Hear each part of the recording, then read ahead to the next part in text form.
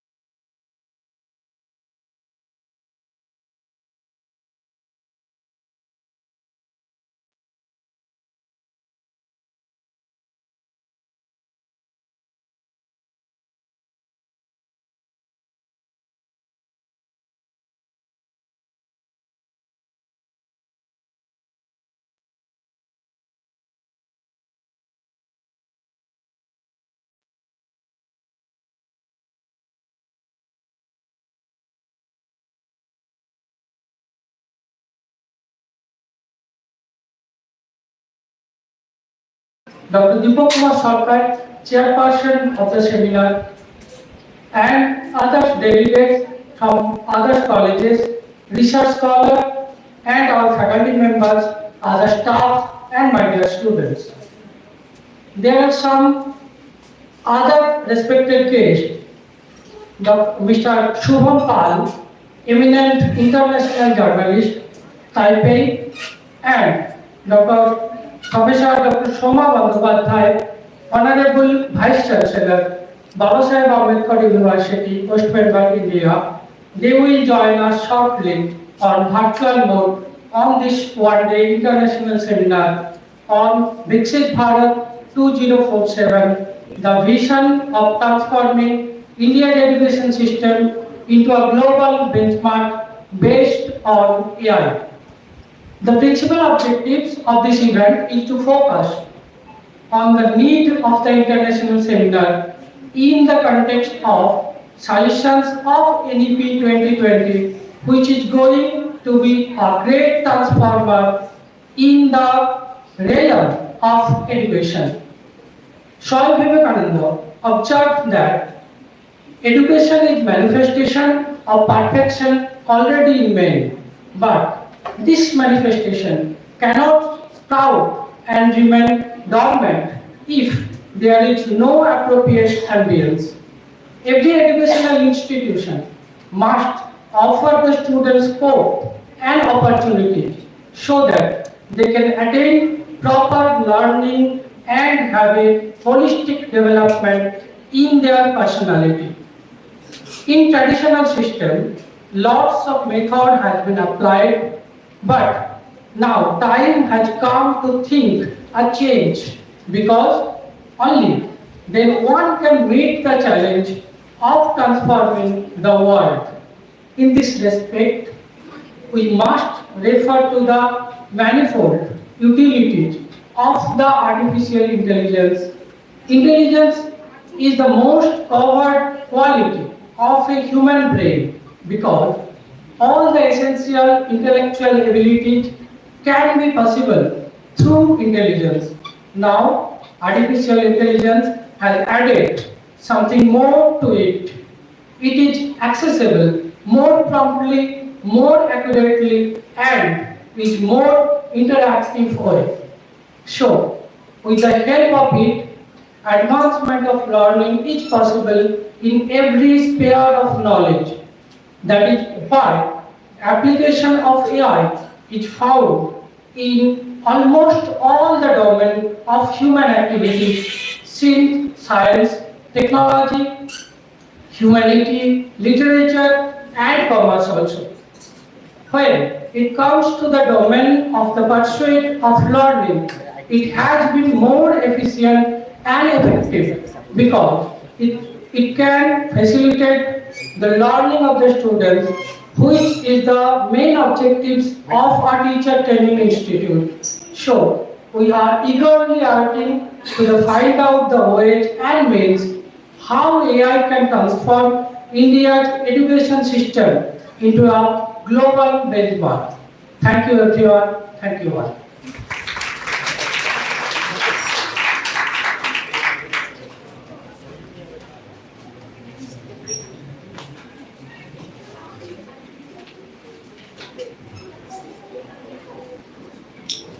Thank you so much, respected Principal Sir, for your insightful and inspiring inaugural address. Your words have truly set the tone for today's seminar and reminded us of the responsibility and potential we hold as educators and learners in shaping our Viksit Bharat.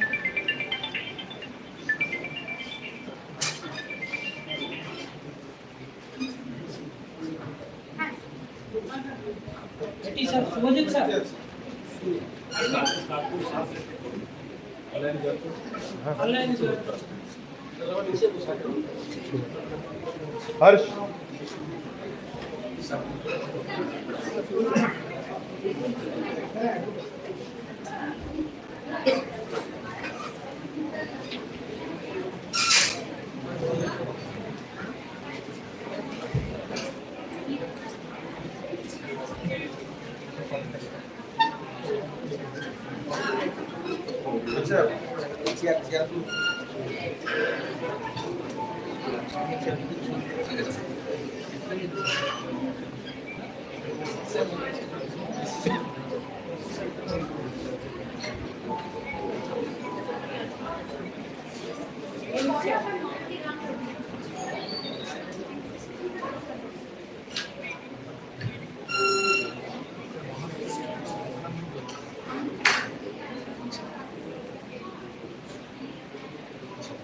Now the inaugural speech will be kept by Honorable Dr. Soma Bandhopadhyay, Vice-Chancellor, Babasaheb Ambedkar Education University.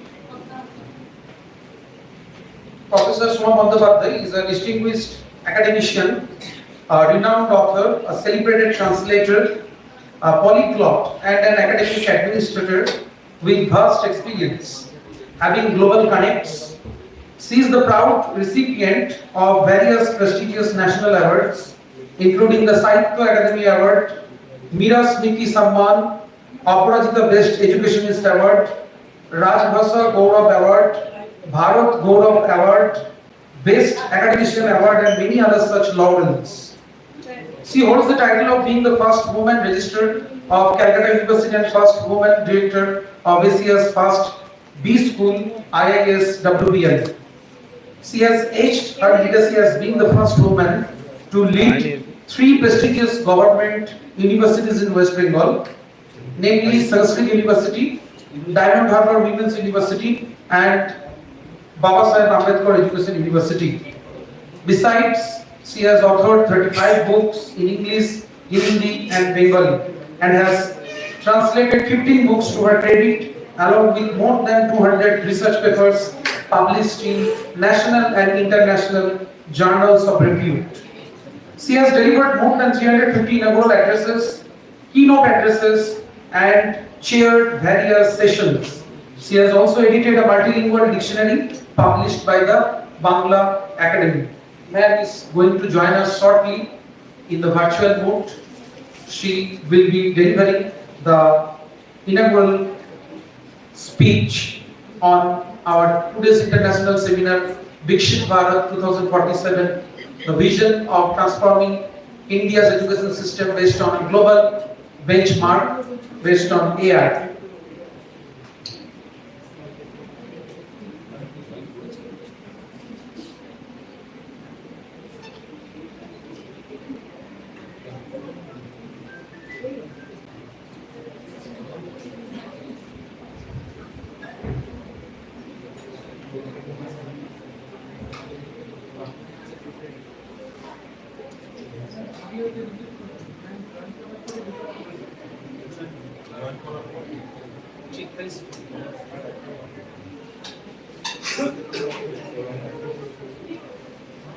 সবাইকে বলবেন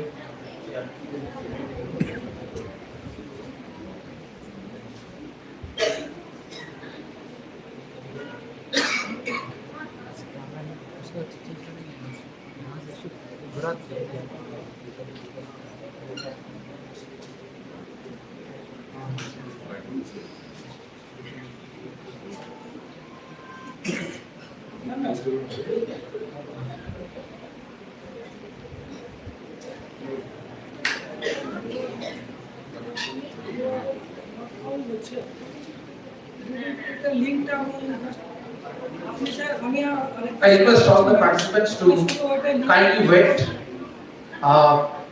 Ma'am will soon join us.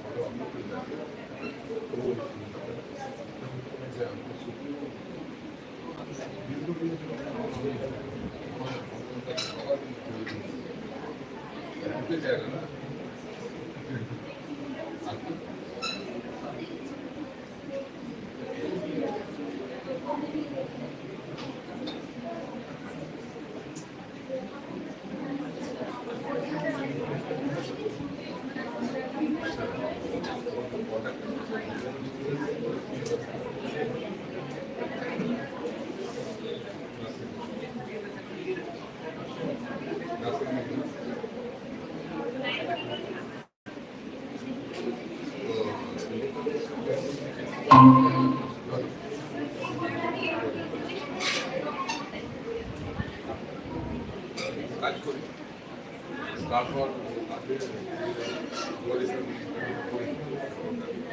ভালো তারপর start করতে হবে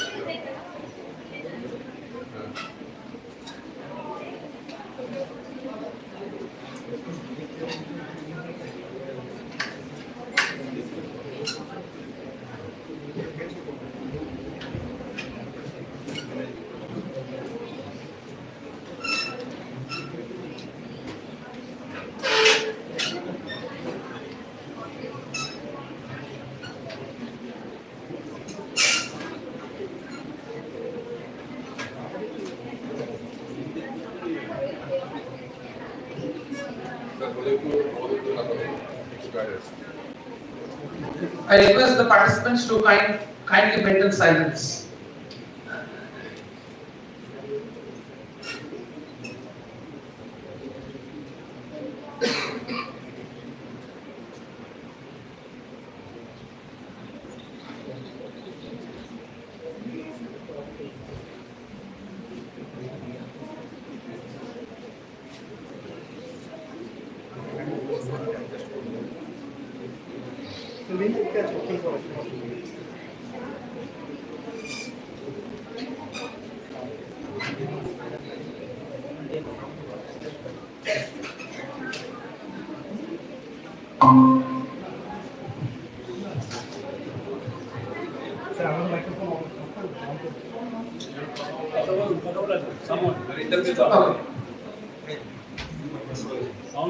On behalf of Bijoy Memorial B.Ed College, on behalf of Bijoy Memorial B.Ed College, I, Bhattacharyya, IQAC Coordinator, welcome you ma'am to today's international seminar on Viksit Bharat 2047, the vision of transforming India's education system into a global benchmark based on AI.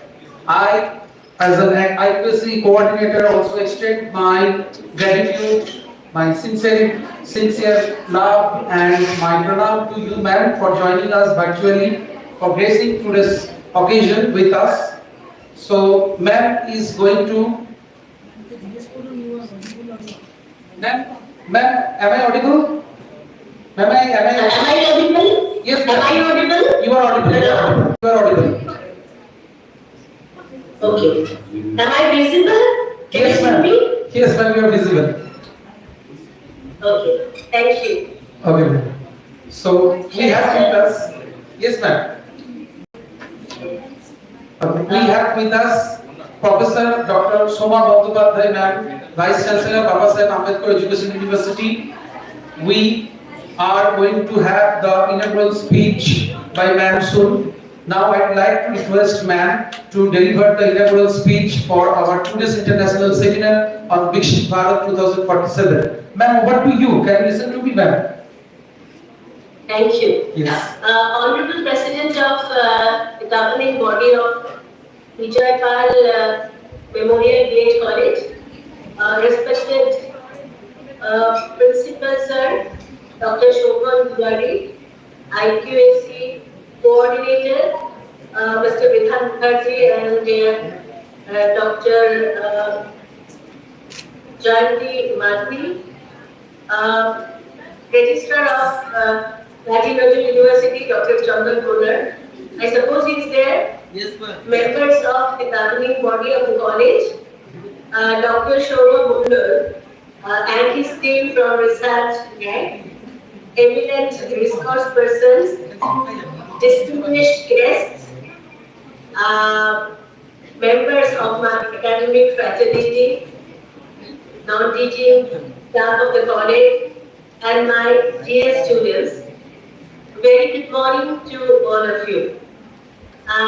Today it gives me immense pleasure to inaugurate this one-day international seminar organized by the Bijoy Memory B.Ed College and affiliated college under Bhattacharyya Education University.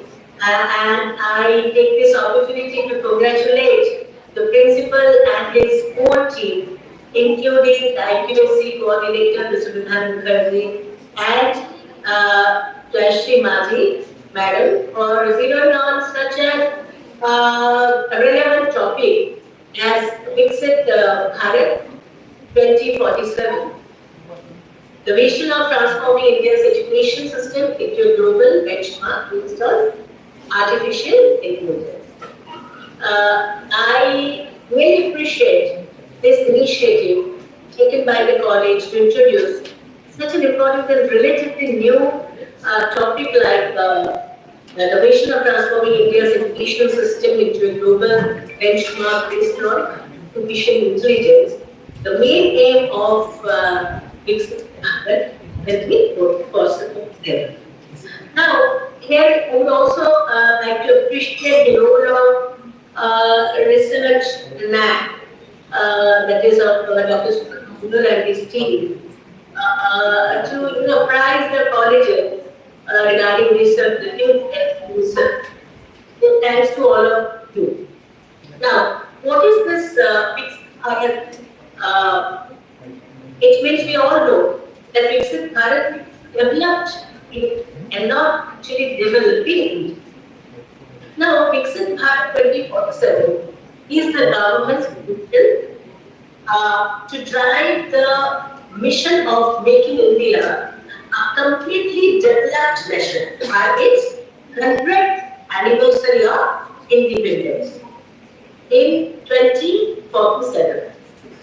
And this mission is based on, as we all know, by this time, that on 4 pillars mainly.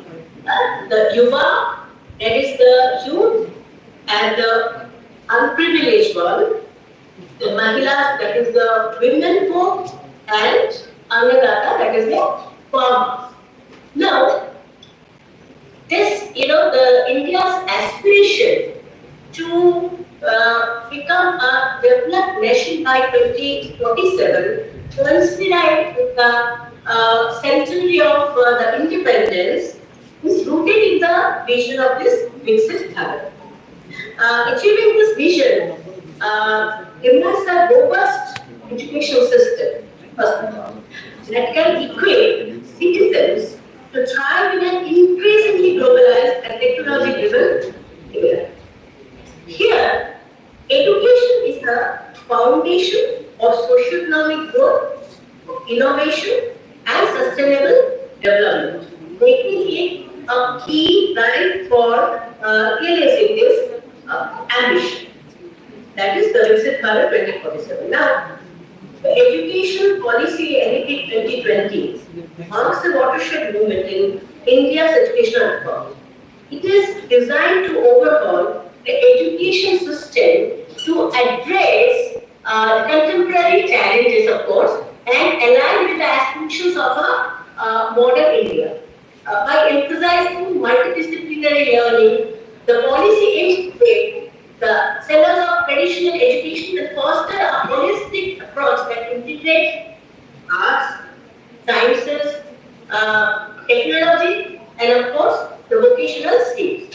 One of the critical pillars of this transformation is inclusively the National Education Policy 2020, which emphasizes equitable access to quality education for all, particularly for the marginalized communities, addressing the long-standing disparities in education across gender, region, and of course, socio-economic strata. Another vital focus is on unemployability, right? The evolving demands of the global job market calls for a curriculum that integrate future-ready skills such as critical thinking, then digital literacy, and problem solving. The policy also promotes vocational education and industry academic collaborations, which is of utmost importance. Bridging the gap between the academic learning and its practical applications. Now, what are the challenges in India's current educational system? India's education system made significant strides over years, but several challenges still persist, hindering its ability to support the mission of Viksit Bharat. And addressing these issues is crucial to ensure an equitable, inclusive, and globally competitive education system, of which is actually the main theme of today's hearing. Right? No. The first one being the quality disparity. That is, educational quality in India varies significantly between region to region. And disparities are particularly stark between urban and the rural areas. While urban schools often have better infrastructure, access to qualified teachers and modern teaching tools, rural schools frequently struggle with inadequate facilities. There are teacher shortages and of course outdated resources. And this divide results in unequal learning outcomes, limiting opportunities for the students from disadvantaged regions. And now the second is outdated curriculum. The current curriculum in many Indian schools, colleges and universities is not adequately aligned with the rapidly changing demands of industry and global standards. So, it often emphasizes the rote learning. Jadi kan sampai mukhus tu rote learning over critical thinking, creativity, and of course problem solving skills. As a result, the graduates may lack the skills that is actually required to make a completely technology-driven global economy. So, the third point being very, very important is the digital divide, which we have already witnessed during the period of COVID. So, the growing reliance on digital tools in education has actually highlighted the digital divide, unequal access to the technology, and internet connectivity. Students in rural and remote areas often lack access to devices and reliable internet, creating barriers to e-learning and leaving them at a disadvantage compared to their urban counterparts. Then, next comes the teacher training. The teachers, we all know, are the backbone of the society and of the education system, of course. Now, yet there is inadequate emphasis on their professional development.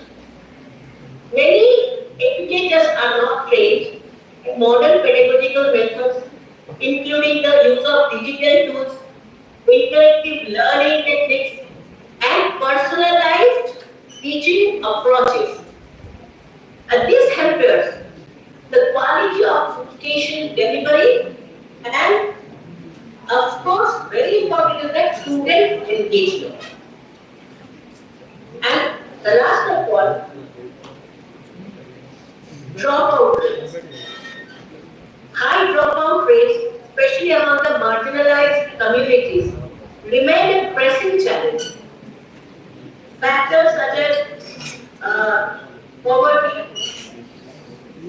gender-based discrimination, and lack of access to quality education contribute to this issue. Many students they leave school early to support their families, or because they do not see value in the education provided to them. This results in a loss of potential talent and perpetuates cycles of poverty and inequality. Now, addressing these challenges requires a multifaceted approach, including investment in the especially in infrastructure and curriculum reform, technology integration, teacher training, and targeted policies for marginalized groups. Only by tackling these systemic issues can India create an education system capable of driving the vision of Viksit Bharat 2047. Otherwise, it will do. So then, what could be the possible strategic pathway for transformation? There are certain strategic pathways. The first one being the most important, digital literacy and technology integration. Digital literacy is foundational for success in a technology-driven world. Here, we have to promote e-learning platforms. Initiatives like, previously we have seen Diksha and Suvam can be extended to provide quality content accessible to all devices, and digital infrastructure should be provided to the underprivileged students, especially those who stay in very backward areas, to ensure inclusivity. Right. And the second is also very important, that is expand high-speed internet access. Public-private partnership here can help to bring reliable internet connectivity to rural and remote areas. Because it won't be possible for only the academic institutions to do it alone. They will have to join hands with the industry, reducing the digital divide. Okay? Then, the next important, or the third one, is the leverage artificial intelligence. So AI or artificial intelligence can enable personalized learning experience, adapting content to individual students' needs, basic and abilities, and also improving the learning outcome. Now, second strategy can be skill development and professional training, of course. Preparing the students for the workforce requires aligning education with industry. That is academia-industry relationship, which is of utmost importance. The first one being the introduced vocational courses. Schools, colleges should incorporate vocational training. At the schools should introduce it at the secondary level, and then colleges at the graduation and post-graduation level, focusing on trades and technical skills relevant to local and of course global markets. The second one is to introduce future-ready curricula. Include courses on coding, artificial intelligence, robotics, and renewable energy to prepare students for emerging industries. The third one is industry partnership, which has been told before also. We have to collaborate the university have to collaborate with industries for hands-on training, internships, and real-world exposure, creating a seamless transition from education to employment. And the third important strategic pathway is, of course, strengthening our own teacher training programs.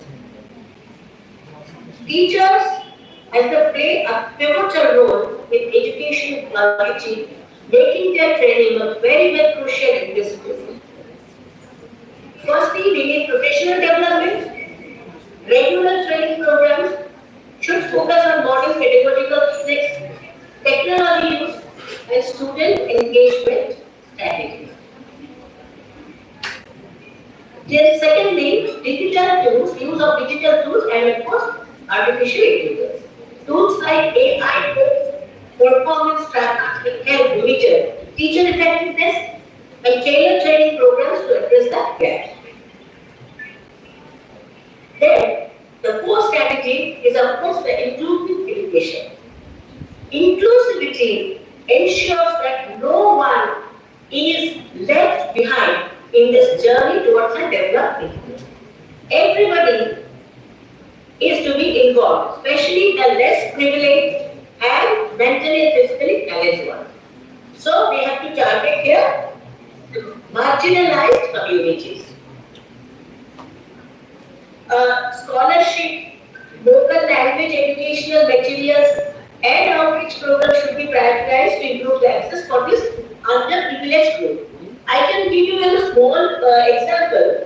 Recently, just 2 months back, I worked with a group of educationists in a program that is in a workshop organized by the NCER.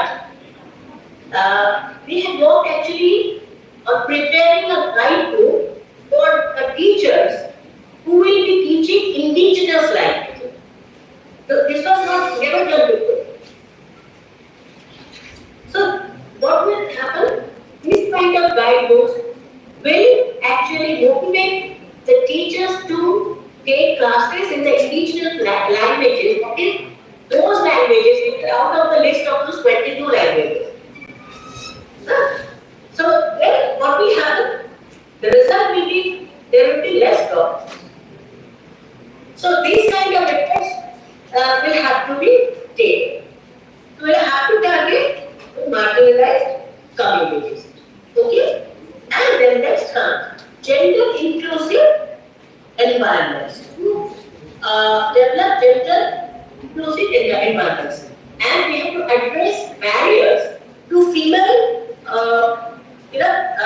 female education by providing safe learning spaces. Then again, we have to address the menstrual hygiene support and gender sensitive teaching. And mark my word, this is very, very good to me. This is very, very important. The fifth strategic value is multidisciplinary and holistic learning. Now, this holistic learning fosters critical thinking, creativity, and adaptability. The NEP 2020 or the National Education Policy 2020 actually fosters holistic learning to some extent. Like encourage the flexible multidisciplinary learning by breaking traditional subject boundaries. For example, it says that students can combine arts, sciences, and vocational subjects in their study. Now, the second thing is experiential learning. What is this? Experiential learning promotes hands-on projects, internships, and real-world problem-solving exercises to enhance practical understanding and creativity. The sixth strategy is, of course, higher education reform. The higher education institutions must drive three very important things. That is the Registrar, technologies innovation, and third one is global collaboration. And that is why you can just, for example, I can give you that almost every Indian Institute of Technology, IITs, they have a innovation and incubation program to promote this. So likewise, our colleges will also have to take an initiative to open up a set to promote this. Now, the second one that I talked about is the global partnership. Although it is not very easy, but still we have to try to collaborate with international universities to facilitate knowledge exchange, joint research, and exposure to global best practices. financial autonomy, which is of very, very important. Provides universities with the flexibility to manage resources, attract top talents, and of course focus on innovation. Then we all know about the research and development cell, R&D cell. So here we have to invest more. We have to allocate higher budgets for research in SEEM fields to position India as a global hub for technological and scientific advancements. So I think this is of utmost importance that every higher education institution should start a research and development cell of their own. These strategic pathways, the 6 or 7, align with the India's ambition to create an education system that meets the demands of the 21st century by being inclusive and equitable. And by implementing these reforms, India can nurture a skilled, innovative, and globally competitive workforce rather than the goal of this so-called Viksit Bharat 2047. Now, suppose if we are able to implement this, then what can be the expected outcomes by 2047? The strategic path that I talked about and the reforms to India's education system to provide digital literacy, skill development, teacher training, inclusive education, then aim to achieve the substantial transformation by 2047. These changes are expected to position India as a developed nation with a high-skilled, globally digital workforce contributing to the mission. And some of the anticipated outcomes, like the one being enhanced global competitiveness of India's graduates. By 2047, the Indian education system is expected, of course, but we have to work. Just things won't do. We have to work. So then, this by 2047, if we are able to do it, the Indian education system is expected to produce graduates who are highly competitive in the global job market, and this will be facilitated by a comprehensive overhaul of the curriculum to align with the international standards, a focus on multidisciplinary learning, and a strong emphasis on industry level skills. Then the second one is increased literacy and reduced educational inequality. One of the most significant expected outcomes of this reform can be a drastic increase in literacy rates, particularly in rural and underserved regions. By focusing on the inclusivity and leveraging technology, India aims to bridge the educational divide between rural and urban areas and among different socio-economic groups who actually are the most underprivileged ones. Now, for example, we can take the Kerala's Akshay project. Some of you might have heard about it.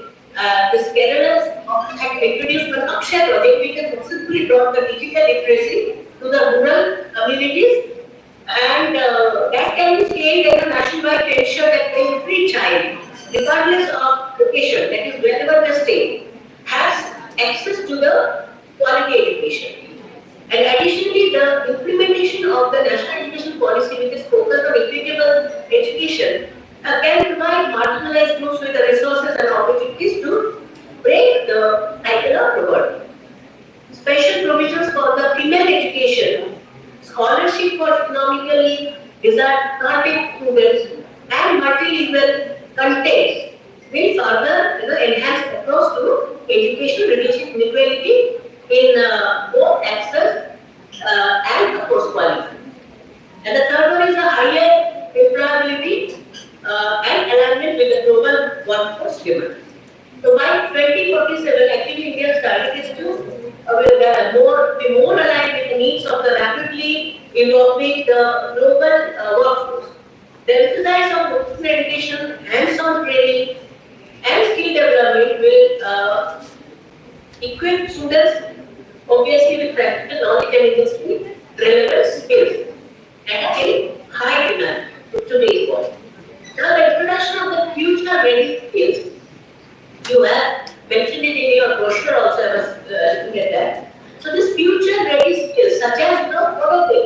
Coding, artificial intelligence, and of course, very, very important is cyber security. So, this thing, and of course, renewable energy technologies at all educational levels will prepare students for the jobs of tomorrow. And moreover, the close collaboration between industries and educational institutions.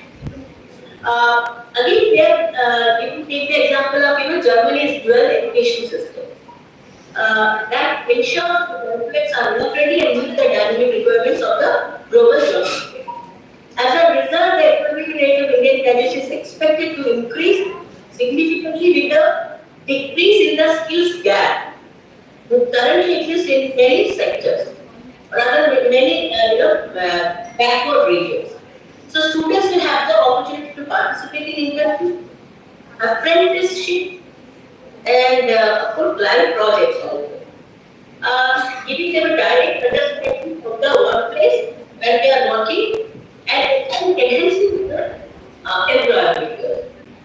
And lastly, to strengthen the research and innovation ecosystem.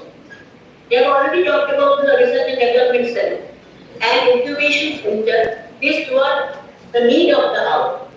By 2047, India is expected to emerge as a global hub for research and innovation, and the reforms in higher education, particularly in the fields of STEM, that is science, technology, engineering, and mathematics, will significantly boost India's research capability. And the focus on multidisciplinary learning, as outlined in the NEP 2020, will constitute critical thinking and innovation among the students. Here, the higher education institutions, the colleges, especially the colleges and universities, will play a pivotal role in conducting the cutting-edge research in partnership with industries and, of course, in collaboration with foreign universities. And that can be supported by the R&D. If you have a very developed research and development cell, of course, that will help. Now, with a particular focus on technology-driven sectors, such as AI, biotechnology, and renewable energy. Now, by 2047, it is expected that the transformation of India's education system will have far-reaching impact on the global competitiveness, literacy rate, employability, and research capabilities. And the combination of digital literacy, skill development, inclusive education, and strategic investments in higher education will create a well-rounded, future-ready workforce for tomorrow. These expected outcomes will contribute to the vision of this so-called Viksit Bharat, what which we are talking about, with India becoming a prosperous, innovative, and globally influential nation. And the successful realization of these goals will not only uplift India's socio-economic status, but also set a benchmark of, for other developing nations, striving for similar transformation. I am sure that the deliberations or the lectures that delivered by our esteemed resource persons who will be deliberating today in this one-day national seminar in various sessions, in the coming sessions, we definitely will benefit our faculty members, our would-be teachers, and of course the college authorities also. I again congratulate Bijoy Memorial PH College and the colleges with which it is collaborating, and of course the GB governing body members, especially principal and his team, for taking this great initiative to organize this international seminar on a very, very important and relevant topic. And I also thank them for making me part of it. I wish this international seminar a grand success and look forward to more such kinds of events. Chole Beti, Jolly Beti. Keep going. Thank you so much.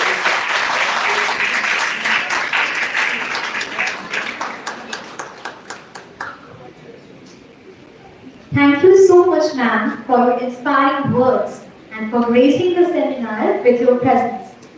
Your leadership and passion for our institution are truly valued, and we appreciate the time you took to address us today. Thank you, ma'am.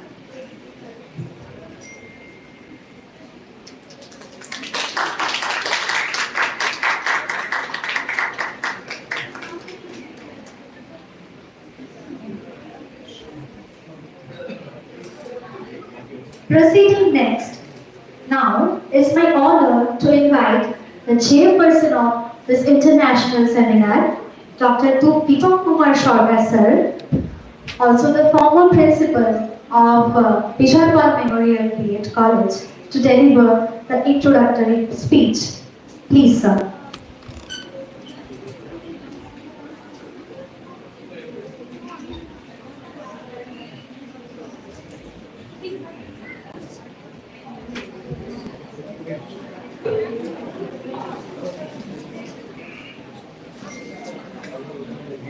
Good morning, our respected guests. So at the very outset, I would like to offer my respect, honor, gratitude, and also love to the guests, scholars who have come here to enrich us with their education. Now, once I attended a seminar a few years back, and I was asked a question. You were arranging seminars so many times, so many seminars have been arranged at so many places. Since the Recognition Commission, there were so many commissions and at the same time so many omissions. A few years back, when the principle of communicative approach was introduced in West Bengal to teach English, there were lots of seminars which were conducted by British people, American scholars, scholars from Edinburgh University, and many other learned scholars, including professors. Now, in those seminars, lots of words were spoken. There were good phrases and idioms. But unfortunately, it was found after some years, not years, after some months, that communicative approach was not accepted by the teachers. Unfortunately, that beautiful approach of English learning was discarded in spite of attempts by the educationists. Now the problem is, I am a school teacher, I was a school teacher in Ramakrishna Mission, and I was also the former principal of this college. So I have got some experiences in that. I do believe the success of the program solely depends on the attitude of the teachers. They must accept the new things. আপনাকে জানা আমার ভুলবে না. So there is no culminating point of knowledge. There is no culminating point of learning So we, the teachers, must be ready to implement the beautiful scheme. So we must not be impatient. You have certainly read the poem by Robert Frost. In the last line, you will find a very important and a beautiful line. What was the line? Miles to go before I sleep. Miles to go before I sleep. So what does the word sleep indicate? The word sleep indicates achievement. But the problem is here that education don't have any terminating point, no destination. It is an onward progress, as just our Madam has said, with the words of Sri Ramakrishna.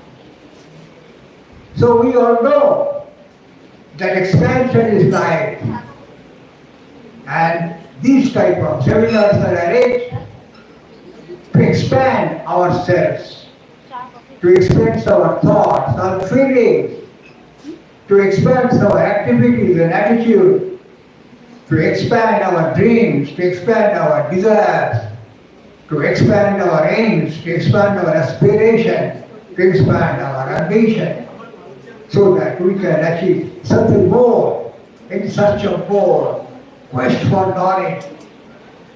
This is the greatest quest of human being, thirst for knowledge, because knowledge is power.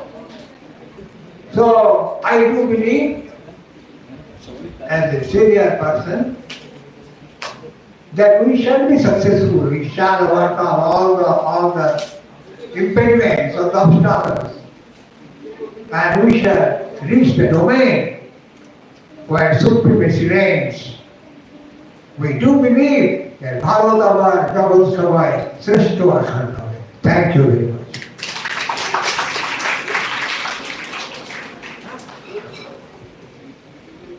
I pay my thanks and gratitude to our Honorable Dr. Deepak Kumar Sarkar sir for encapsulating the theme of today's International Seminar of Viksit Bharat 2047. Now we are proceeding further. Our next speaker will be Dr. Chandan Koner sir, Registrar, Kazi University.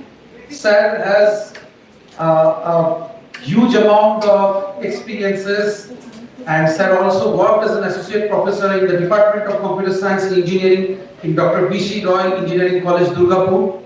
And sir also did his PhD in engineering at Jadavpur University in computer science and engineering. And his field of research interests include mobile communication, information, data security, computer communication, networking and internet technology, artificial intelligence, etc. So which is also aligning with the topic of our international seminar. Without wasting further our precious time, I would like to request Dr. Chandan Koner sir to deliver his speech.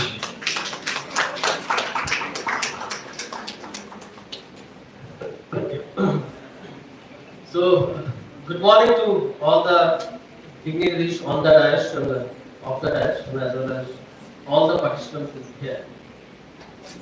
We just heard very valuable speech from Honorable Vice-Chancellor Madam and the former principal of this college. So here the topic of this international seminar is very pertinent. That is mainly the application of the artificial intelligence to our Indian education system. Because we know that the first half of the 20th century is mainly telling it is the age of electrical engineering. Then the latter half is mainly called the age of information technology. And now, in the 21st century, we are in the age of artificial intelligence. And we know that every day, the artificial intelligence is actually grasping our society, is grasping our daily life. Because today's our IT devices, our communication devices used by us, our vehicles, all of these things are now controlled by the artificial intelligence.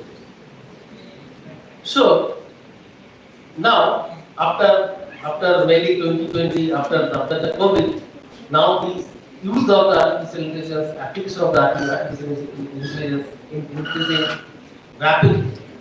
And in education system, national education policy was implemented from 2020. So the Indian education system is also changing from the day-to-day chalk and talk education system to AI-based education system. So it is very challenging for all the educationalists, all the academicians to adapt the AI-based education into the Indian education system. Because you know nowadays the school childs are very smarter. You may go to the for the students from class 8 to class 12. They are often using mobile. They are often using chatbot. Their skills may be less, but their general knowledge is very high. Because the use of the IT devices are increased very rapidly. As our Honorable Vice-Chancellor Madam also told that previously the education system was output-based education system. Now we are moving to the outcome-based education system. That means previously the students were assessed only from the what he can remember only, what he is writing in his examination answer script only. But now the students we are assessing through his ability to analyze, ability to creativity, what his creativity is ability, or like that. So whenever this education system is changing from output-based education systems to outcome-based education, the AI is playing as a vital role. As the AI-based education is mainly benefited as it is a personalized based education system or customized based education system. That means the category of the students can be divided. How? Because we are teaching, suppose there are 40 students in your class. So some students may be weak students, some students may be strong students, some students may be differently able students because somehow they are able to do some extracurricular or co-curricular activities, but these are knack, because he has a knack to participate in the extracurricular or co-curricular activities. And some are specially able students, because we know that some students is having his own interest to do something. Whenever he is studying in physics, he may be trying in your home to how the electrical circuits in his home is working, like that. So for personalized education is very much important, because category of the student category may be divided, and some special treatment, some special teaching may be needed for the weak students, and some special students may be needed for the special able students. So this is the main features of the AI-based education. Secondly, this is a mainly administrative part. Suppose the student performance analysis, what the student is getting in their marks. So that can be, the analysis can be done by the AI-based, and it can be done. And as well as the analysis of the teacher can also be done by the AI-based tools.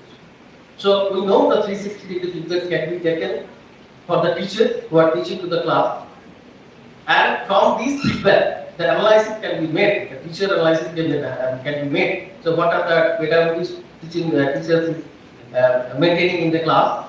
What are tools? What are the ICT tools, information communication technology tools used by the teachers, and how the teachers is addressing, and how the students is delivering? Because some animated based pictures, some graphical representations are now available in our YouTube also. You can check it for different classes: physics, chemistry, maybe in science, art. So teacher performance can be analyzed through the AI-based tools, and we know, and this is very much required, because we know that good teachers is costly, but bad teacher cost more. So this is the main three things that can be used for that can be used by the AI-based tools for our implementation in education system. And so it is a challenging role to all of us, for whatever we are in the academician or those who are experienced for the teaching profession, that how the AI-based tools can be used in the new education policy, for the new education policy, and how it can be applied. So, so today we know that we are very lucky that we got to the academician in here today, including Dr. Bhattacharyya sir and Dr. Bikash Choudhury sir, and two eminent educator and educationalist also sir, Dr. Suvam sir, and Indranil sir. You get, and one of the eminent journalists is also for the speech. So you will get this type of knowledge from here. And I am very much thankful to the management committee of this college and as well as your principal sir. So hopefully all the participants will get enough knowledge from this seminar, and they can able to apply this knowledge to their future profession. More thank to all the organizing committee members of this seminar. Thank you.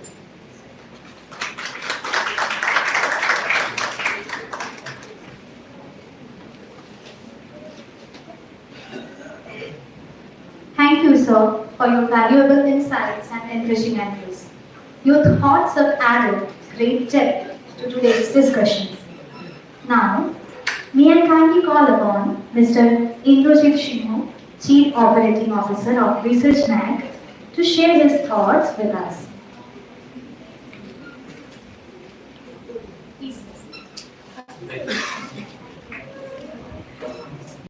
Hello.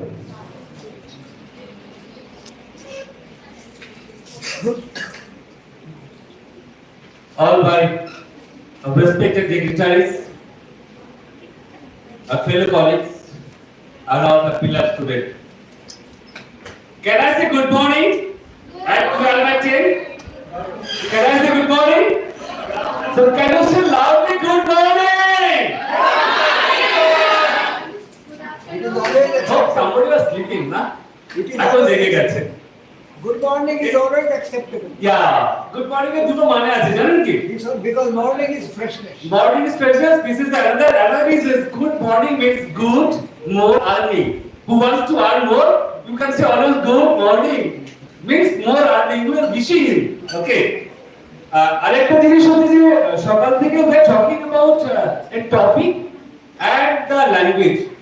Because Bangali chele amra chele pe সকাল থেকে বাড়িতে বাংলা ভাষায় কথা বলি আর এখানে সাথে English শুনছি ঘুম পাচ্ছে একটু so I would like to speak in Bengal right ভালো না ওকে সো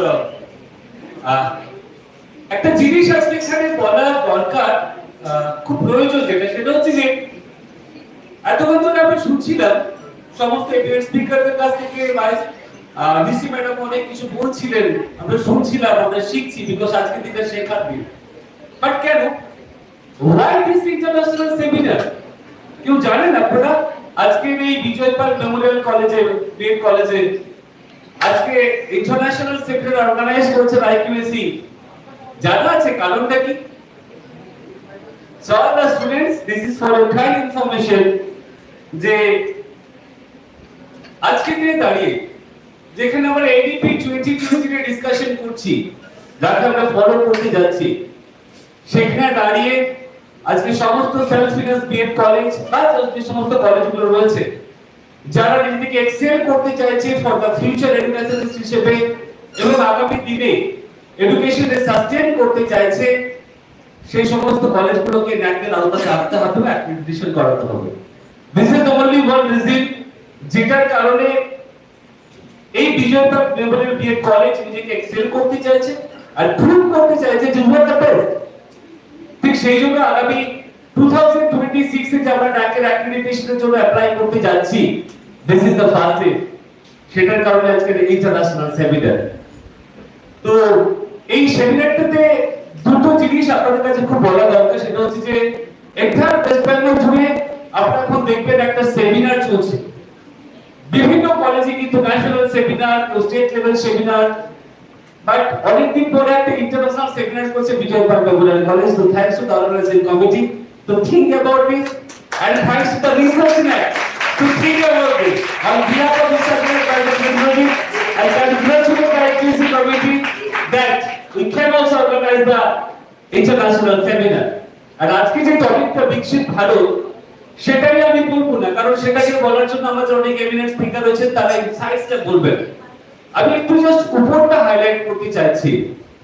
বিকশিত ভারতে আসতে গেলে হোয়াট ইজ আওয়ার রোল? আমরা কি করব এখানে? 2047 এ প্রাইম মিনিস্টার অ্যানাউন্স করে দিয়েছেন আমরা বিকশিত ভারতে আসতে চাইছি, বাট প্রায়র টু দ্যাট আমাদের তো ভূমিকা অনেক কিছু রয়েছে না। তো সেখানে দাঁড়িয়ে আমাদের কি কি করতে হবে সেটা আমাদের স্পিকার আমাদেরকে বলবেন, আমরা শুনবো এবং আমরা শিখবো। অলরেডি স্যার বলে গেছে, ম্যাডাম বলে গেছে, আর ডক্টর ভট্টাচার্য একটু বলবেন, তারপরে সেখান থেকে আমরা শিখবো। বাট যেটা সবথেকে ভালো জিনিস সেখানে লাগলো যে একটা ন্যাশনাল সেমিনার করতে গিয়ে যে জিনিসগুলোর প্রতি স্পেশালি এমফাসাইজ করা হয়েছে এখানে, that is the research orientation. The most important part আজকে সেমিনারে আমার চোখে যেটা মনে হচ্ছে দ্যাট ইজ রিসার্চ। কারণ ফার্স্ট সেমিনার করতে গিয়ে আমার হাতে একটা অ্যাবস্ট্রাক্টের বই এসেছে, এন্টার অ্যাবস্ট্রাক্ট, যেখানে অ্যাপ্রক্সিমেটলি 50 অ্যাবস্ট্রাক্ট জমা পড়েছে। ইট সিগনিফাইজ দ্যাট যারা যারা এখানে এসেছেন, কেউ বাইরে থেকে অ্যাবস্ট্রাক্ট জমা দিয়েছেন, কেউ অনলাইনে দিয়েছেন, আমাদের অনেক স্টুডেন্টরা জমা দিয়েছেন। তো first of all big congratulation them they are thinking যে আমরা সবকিছু নিয়ে আলোচনা করতে পারি এবং আমরা ভাবতে পারি।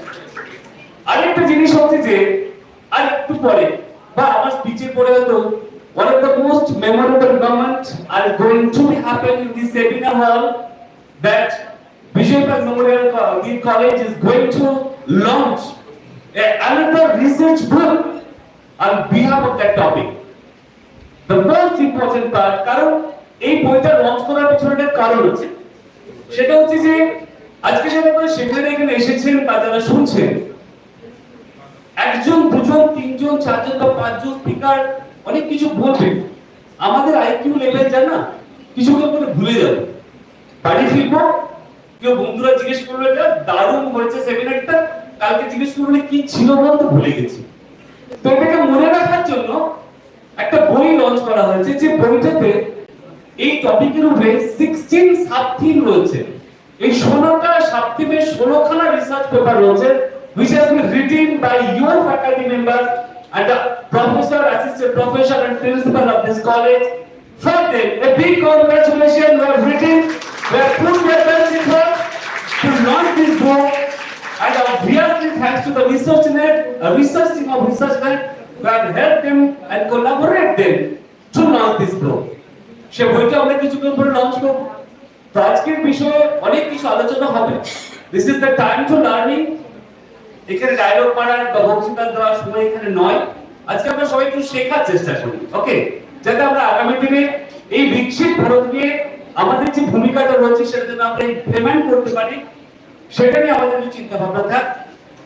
So thank you very much সবাইকে, অল দ্য পার্টিসিপেন্ট যারা এখনো সুন্দর করে মন দিয়ে শুনছে না ঘুমিয়ে, তাদের জন্য thank you. All the great speakers, আমি সবার নাম বলছি না, অনেকবারই বলেছেন, সময় নষ্ট করে, time is very short. Children, ভালো করে শুনুন, be patient, be calm and learn properly. Thank you very much.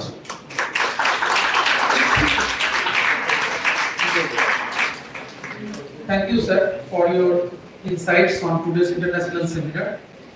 Now, the next part is very important for us to get prepared for the book launch event. For this, I would like to request our respected dignitaries to come to the dais, and I would also request our principal sir, Dr. Choudhury sir, and our chairperson of today's seminar, Dr. Deepak Kumar Sarkar sir, to come up to the dais. Dr. Soma sir, academic coordinator, research NAC, and Mr. Indranil sir, Chief Operating Officer, Research NAC, to come up to the dais for the launch of the book on Viksit Bharat 2047. Our Honorable Registrar Sir, Dr. Chandan sir, and Dr. Bikash Choudhury sir, Dr. Indranil Bhattacharyya sir to come up to the dais and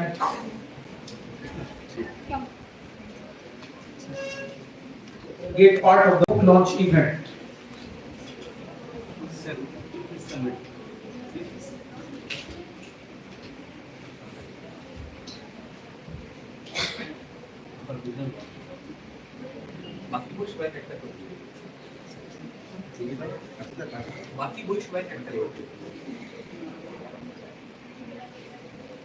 Our Honorable Vice Principal Joyce Sri Maji ma'am and our Honorable Lecturer, P.Ed Academic B.Ed College, Chandan ma'am, handing over the book to our respected dignitaries, and this is being launched on the dais of our college by the respected dignitaries.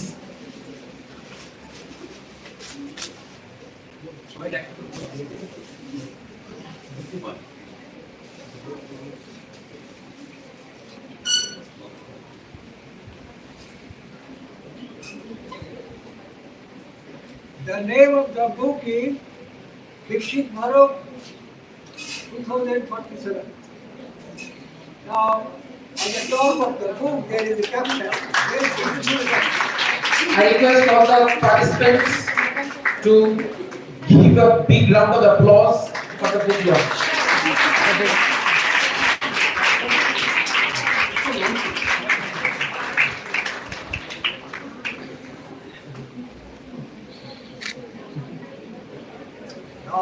There is a caption, AI is not just a tool, it is the new electricity. So let us wait for this time when the new electricity will be functional. Thank you.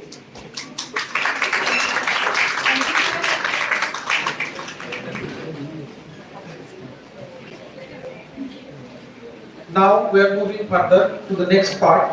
I would like to request Dr. Soma sir, Academic Coordinator, Research NAC, to kindly deliver his brief speech on Viksit Bharat 2047.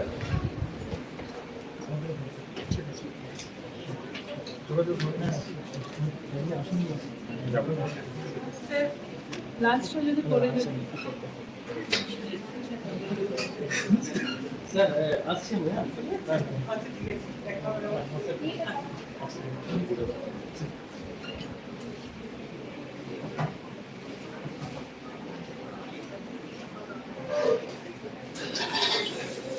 Hello,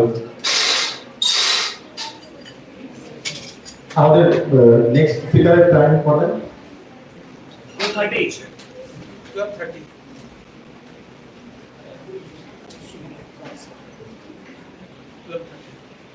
ওকে,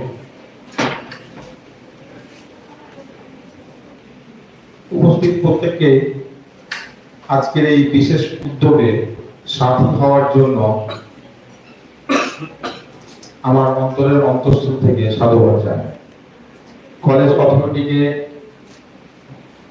ধন্যবাদ জানাই এরকম একটি topic choice করার জন্য এবং এই বার্তাটা international লেভেলে ছড়িয়ে দেওয়ার একটা প্রক্রিয়া হিসেবে। আজ তার সঙ্গে মেমোরেবল ডে অবশ্যই বই লঞ্চ হয়ে গেল একটু আগে। টপিক শেপ বিকশিত ভারত 2047 এবং গুরুত্বপূর্ণ যেটি সেটি হলো এই বইটি যারা যে রিসার্চ পেপার দ্বারা সমৃদ্ধ করেছেন যারা, তারা আর কেউ নয়, আপনাদের প্রত্যেকের অত্যন্ত কাছের এই কলেজের সম্মানীয় সম্মানীয় অধ্যাপক অধ্যাপিকা। তারা নিজেদের মতো করে যে কথাগুলো বলার চেষ্টা করেছে, আমি জাস্ট সেইগুলোকে হাইলাইট করব। হাইলাইট করার আগে কয়েকটা কথা বলে নেওয়া ভালো।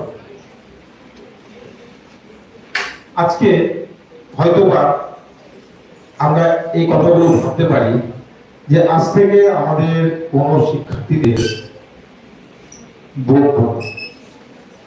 বকাঝকা করব, তাদেরকে বলবো না এই কম্পিটিশনের দৌড়ে তুই ফার্স্ট হ। আমি তাদেরকে এমন কিছু স্বপ্ন দেখাবো না যেখানে দাঁড়িয়ে যখন তারা স্বপ্নকে বাস্তবে পরিণত করতে যাবে দেখা যাবে সেই ক্ষেত্রটি নেই, সেই ওয়ার্ক প্লেস বা ওয়ার্ক ফিল্ড যাই বলি সেটি নেই। অর্থাৎ আমি ব্যাখ্যা করার চেষ্টা করছি যে ফার্স্ট হতে বলা, তাকে একাডেমিক পার্সন করে তোলা আমাদের টার্গেট নয়। এমন একজন স্টুডেন্টকে আমরা তৈরি করব ভবিষ্যতের জন্য যে সর্বদিকে, অর্থাৎ একটু আগে ভিসিমানো বললেন হলিস্টিক ডেভেলপমেন্ট, যে জায়গায় দাঁড়িয়ে সে যুদ্ধটা করতে পারবে আগামী দিনে। একটা জায়গায় সে যদি হেরেও যায় তার জন্য আরো একটা জায়গা রয়েছে যেখানে গিয়ে সে তাকে প্রমাণ করতে পারবে, তার স্কিল প্রমাণ করার জায়গাটা সে দিতে পারবে। এবং সবশেষে হচ্ছে যে আমি তাদেরকে এই স্বপ্নগুলো দেখাবো না যে তুই এই হ, তুই ওই হ, তাকে হতে বলবো শারীরিকভাবে এমন কিছু স্কিলকে ডেভেলপ কর যার দ্বারা যে পরিস্থিতিটাই আসুক না কেন তুই টিকে থাকবি। আজকে বিকশিত ভারতের মূল লক্ষ্য হচ্ছে সেটি। দেখা যাবে আজ থেকে 2025, 15 আর 22 বছর পরের গল্প। আজ আমরা জানি না আগামী বছর কি হবে, কি হতে চললো। ঠিক আগামী বছর এই সময়ে কোন কোন ওয়ার্ক প্লেস, ওয়ার্ক ফিল্ড গুলো থাকবে আমরা কেউ জানি না, কিন্তু পড়ে থাকলেও 22 বছর পরের কথা। এবং সেখানেই দাঁড়িয়ে আমাদের এই বিকশিত ভারতের inter planning as per ADP 2020 পরিষ্কার উল্লেখ করছে, চাইছে যে 21st সেঞ্চুরি যে স্কিল গুলো রয়েছে, যে স্কিল গুলোর দুটিতে কথা ভিসি ম্যাম বলেছেন যে ক্রিটিক্যাল স্কিল, ক্রিটিক্যাল থিংকিং কে ডেভেলপ করা, প্রবলেম সলভিং, ডিজিটাল লিটারেসি ইত্যাদি। এবং তার সঙ্গে আরেকটা যেটা অত্যন্ত গুরুত্বপূর্ণ সেটি হলো কোলাবোরেশন। একা কোনো স্টুডেন্ট, একা কোনো ইনস্টিটিউশন এই যুদ্ধে জিততে পারবে না, সবাইকে এক জায়গায় হতে হবে। তাই সাবজেক্ট ওয়াইজ আমরা দেখতে পাচ্ছি কোলাবোরেশন স্টেপ কেবল একটা সাবজেক্টের উপর নয়, সেখানে স্টেপ মানে হচ্ছে বিভিন্ন সাবজেক্টকে একসঙ্গে মিলেমিশে একটা সান্নিকরণ ঘটানো, ইন্টিগ্রেশন ঘটানো নলেজের, স্কিলের। এটা একটা এক্সাম্পল এরকম সব দিকে দাঁড়িয়ে। তাই বিকশিত ভারতকে যদি আমরা সত্যিকারের বেঞ্চমার্ক হিসেবে অল ওভার দ্য ওয়ার্ল্ড আমরা নিয়ে যেতে চাই, আমরা আমাদের ব্রেনকে তো সবসময় ব্যবহার করব। এটা আমরা প্রত্যেকে জানি, ভারতীয় ব্রেন হয়, অন্য দেশের ব্রেন হয় না। তার কারণটা এখানে লুকিয়ে, we are the best, we were the best, and we will be the best. So ব্রেনটাকে আমাদের আছে, বাট সেটাকে চ্যানেলাইজ করা with the help of the future pathway, এটা আমাদের করতে হবে। সেখানে দাঁড়িয়ে আজকের বিভিন্ন ডেটা থেকে দেখা যাচ্ছে যে এআই যেভাবে আমাদেরকে খেয়ে নিচ্ছে সর্বদিকে, এবং এই এআই যে লিটারেসি জায়গাটা আসছে অল ওভার দ্য ইন্ডিয়া, ওয়ার্ল্ডের রেসপেক্টে কিন্তু আস্তে আস্তে হাইস্টের দিকে যাচ্ছে। অর্থাৎ এআইকে আমরা সব বেশি অঙ্গ ব্যবহার করছি, কালচার করছি। তাই চীন হোক, আমেরিকা হোক, জাপান হোক, আমরা কিন্তু অলরেডি সেই জায়গায় চলে গেছি। এবার পড়ে থাকলো আমাদের যে ব্রেন, সেই ব্রেনকে কাজে লাগিয়ে আজ থেকে 22 বছর পরে আমরা ভারতবর্ষের স্বাধীনতার 100 বছর পূর্ণ দিবসে আমরা ভারতবর্ষে আবার সেই বিশ্বের কাছে শ্রেষ্ঠ আসন লব। এই অঙ্গীকার কিন্তু আমরা আজ করতে পারি। এই কলেজের থেকে সেই বার্তাটাই দিতে চাইছি। টপিকগুলো আমি বলিনি, কারা লিখেছেন আমি বলিনি। এখানে যে টপিকগুলো করা আছে, একটা হলো যে beyond chalk and talk, reimagining Indian classrooms through artificial intelligence, লিখেছেন বিধান মুখার্জি। অবশ্যই এখানে উনি উল্লেখ করার চেষ্টা করেছেন আমাদের এই জার্নিটা ফ্রম চক এন্ড টক থেকে পুরোপুরি এআই বেসড এডুকেশন সিস্টেম, যেটা আমরা প্রত্যেকে অলরেডি ব্যবহার করতে শুরু করেছি। Next Personalized learning at scale, can AI close India's learning gaps? লিখেছেন পাঠ্যপ্রতিম পাখি। অবশ্যই এখন যোগটাই হয়ে গেছে, তোমরা প্রত্যেকে জানো, আমার স্টুডেন্ট যারা সামনে বসে আছো, যে পার্সোনালাইজড লার্নিং আমাদের হ্যামারিং করতেই হচ্ছে। তার কারণ হচ্ছে ইনক্লুসিভ এডুকেশন সিস্টেমে কমন একটি প্ল্যাটফর্ম থেকে একই জায়গায় সবাই সবকিছু তো দিতে পারবো না, অর্থাৎ আমাদের পার্সোনালাইজড লার্নিং এ যেতে হবে। এখানে এআই কিন্তু সাহায্য করছে, বিভিন্ন গ্যাপগুলোকে ব্রিজ করার চেষ্টা করছে। অবশ্যই উনি এটা প্রশ্ন চিহ্ন রেখেছেন এবং উনি এখানে সলিউশন আকারে দেখানোর চেষ্টা করেছেন। AI can bridge that gap. Next, AI in Indian schools, reversing teacher practices for a smarter future। খুব সুন্দর ভাবে লিখেছেন জয়শ্রী মাঝি। উনি যেটা বলার চেষ্টা করেছেন যে প্র্যাকটিস যদি আমরা না করি তাহলে আমরা স্মার্ট ফিউচার কি করে দেখতে পাবো। এখন থেকে আমাদের ক্লাসরুম, এখন থেকে আমাদের এভরি কথা বা এভরি প্ল্যানিং সবই কিন্তু এআই এর উপর তৈরি করতে হবে, এটাকে মাথায় রাখতে হবে। এরপর transforming the role of teachers in India লিখেছেন Shobhan sir. Next, bridging the digital divide Manush Kumar গিরি। এইভাবে আমাদের এই কলেজের অধ্যাপক অধ্যাপিকারা তাদের টপিককে সেপারেটলি চয়েস করেছেন, চয়েস করে ব্যাখ্যা করেছেন, রিসার্চ ওয়ার্ক করেছেন এবং বইটিকে সমৃদ্ধ করেছেন। আশা করি এই বইটি প্রত্যেকেই কলেজ থেকে সংগ্রহ করবেন এবং নিজেরা সমৃদ্ধ হওয়ার চেষ্টা করবেন। আমি আবার এই কলেজ কর্তৃপক্ষকে সাধুবাদ জানাই এরকম ধরনের একটি ইন্টারন্যাশনাল সেমিনার অর্গানাইজ করার জন্য। ধন্যবাদ সবাইকে।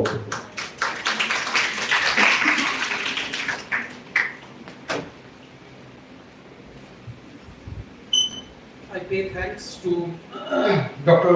Soma sir for his brief speech and his insights on the book launch on Viksit Bharat 2047. Now, the most awaited part which we have been waiting for, we have with us eminent international journalist Mr. Suvam sir, who is connected with us virtually. Mr. Suvam is a seasoned cross-platform international journalist with over 20 years of experience in 5 of the world's most ethnically diverse and culturally vibrant countries: China, India, South Africa, the UAE and Taiwan. In 2023, Mr. Paul has made history as the first ever Indian journalist to work in Taiwan when he joined Taiwan Plus, a Taipei headquartered international English news channel. He is uniquely positioned as the only journalist to have worked for state media or state-funded media in both China and Taiwan. With a foundational knowledge of Chinese Mandarin, he brings an added dimension to his storytelling capabilities. He is also a famous raconteur and he authored many books. Mr. Paul has also collaborated with leading media organizations across India, South Africa and China throughout his career, publishing several acclaimed books through prestigious international publishers like HarperCollins and Routledge. His extensive experience spans all forms of media, including print, radio, television and digital web, and has contributed articles in 3 languages: English, Hindi and Bengali. As intrepid traveler, Sir has visited each of Taiwan's 6 special municipalities: Taipei, New Taipei, Taiwan, Taichung, Taiwan and Kaohsiung. Now we have with us our today's eminent international journalist Mr. Suvam sir. On behalf of Bijoy Memorial B.Ed College, I, Bhattacharyya, IPSC coordinator, extend my namaskar and gratitude to Mr. Pal sir. Can you listen to me, sir? Am I audible? Yeah, I can hear you. Yeah, thank you, sir. So, sir is going to propose the keynote address on Viksit Bharat 2047, the vision of transforming India's education system into a global benchmark based on AI. Now I request sir to propose the keynote address. So over to you, sir.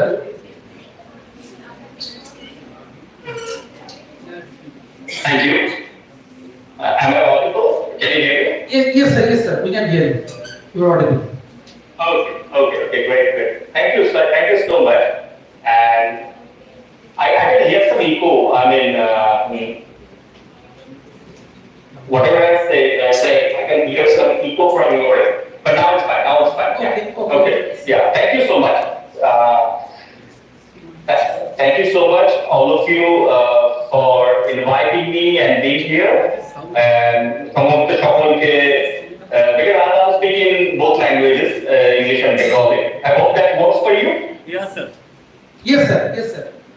Okay, great. So yeah, সকলকে আমার শুভেচ্ছা এবং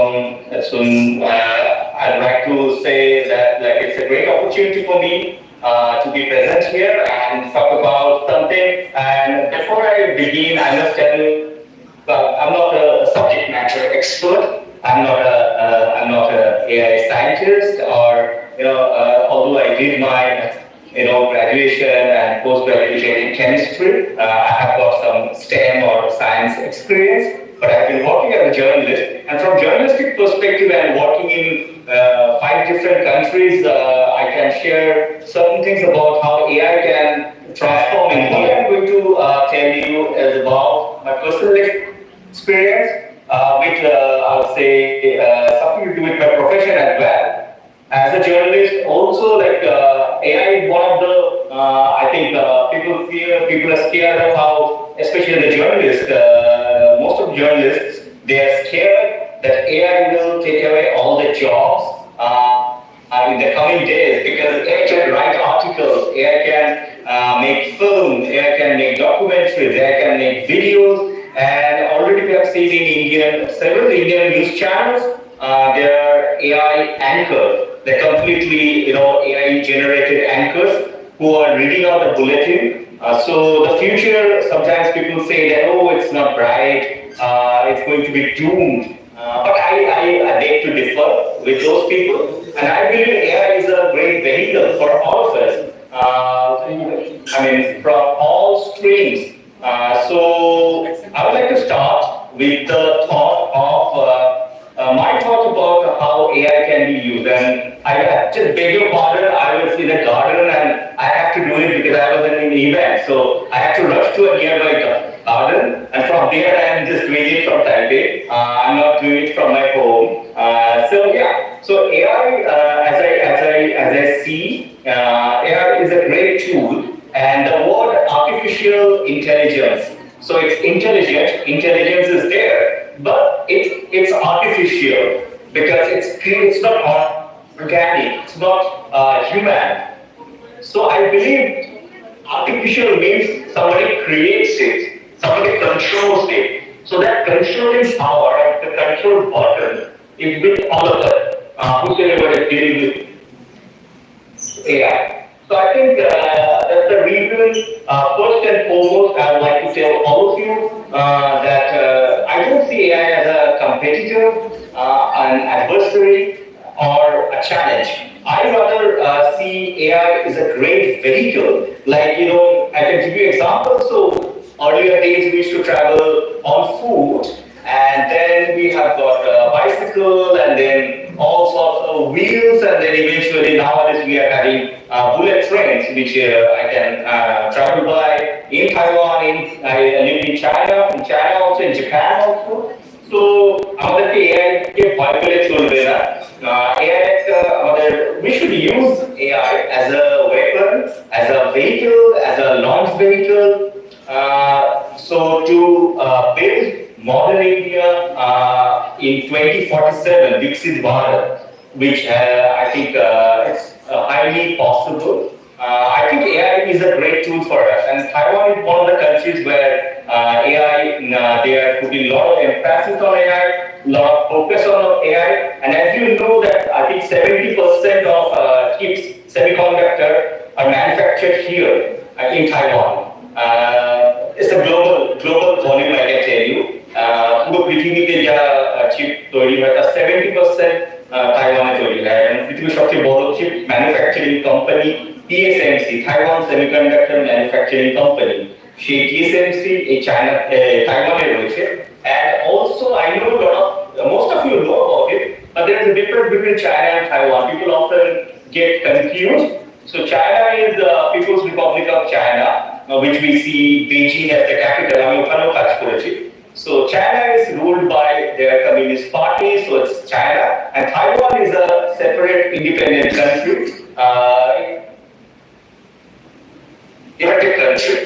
And one of the first things which Taiwan did after democracy came here, because Taiwan was not a democracy. Like India was in 1947, like Taiwan, there was a dictatorial authoritarian regime until 1980, late 80s. So by the time Taiwan opened up and first election happened in 1990, সেই সময়টা তখন পর্যন্ত যখন Taiwan was opening up, India also opened up in terms of economy. India was always a democracy since 1947. India opened up in 1991 when Manmohan Singh and Narasimha Rao brought in globalization, market economy, closed economy. Taiwan in 91 a democracy. So around the same time, কিছু বছর আগে থেকে Taiwan chip manufacturing শুরু হয়. America supported. That's how TSMC, one of the biggest companies. আমরা জানি IBM জানি, আমরা আরো Amazon জানি.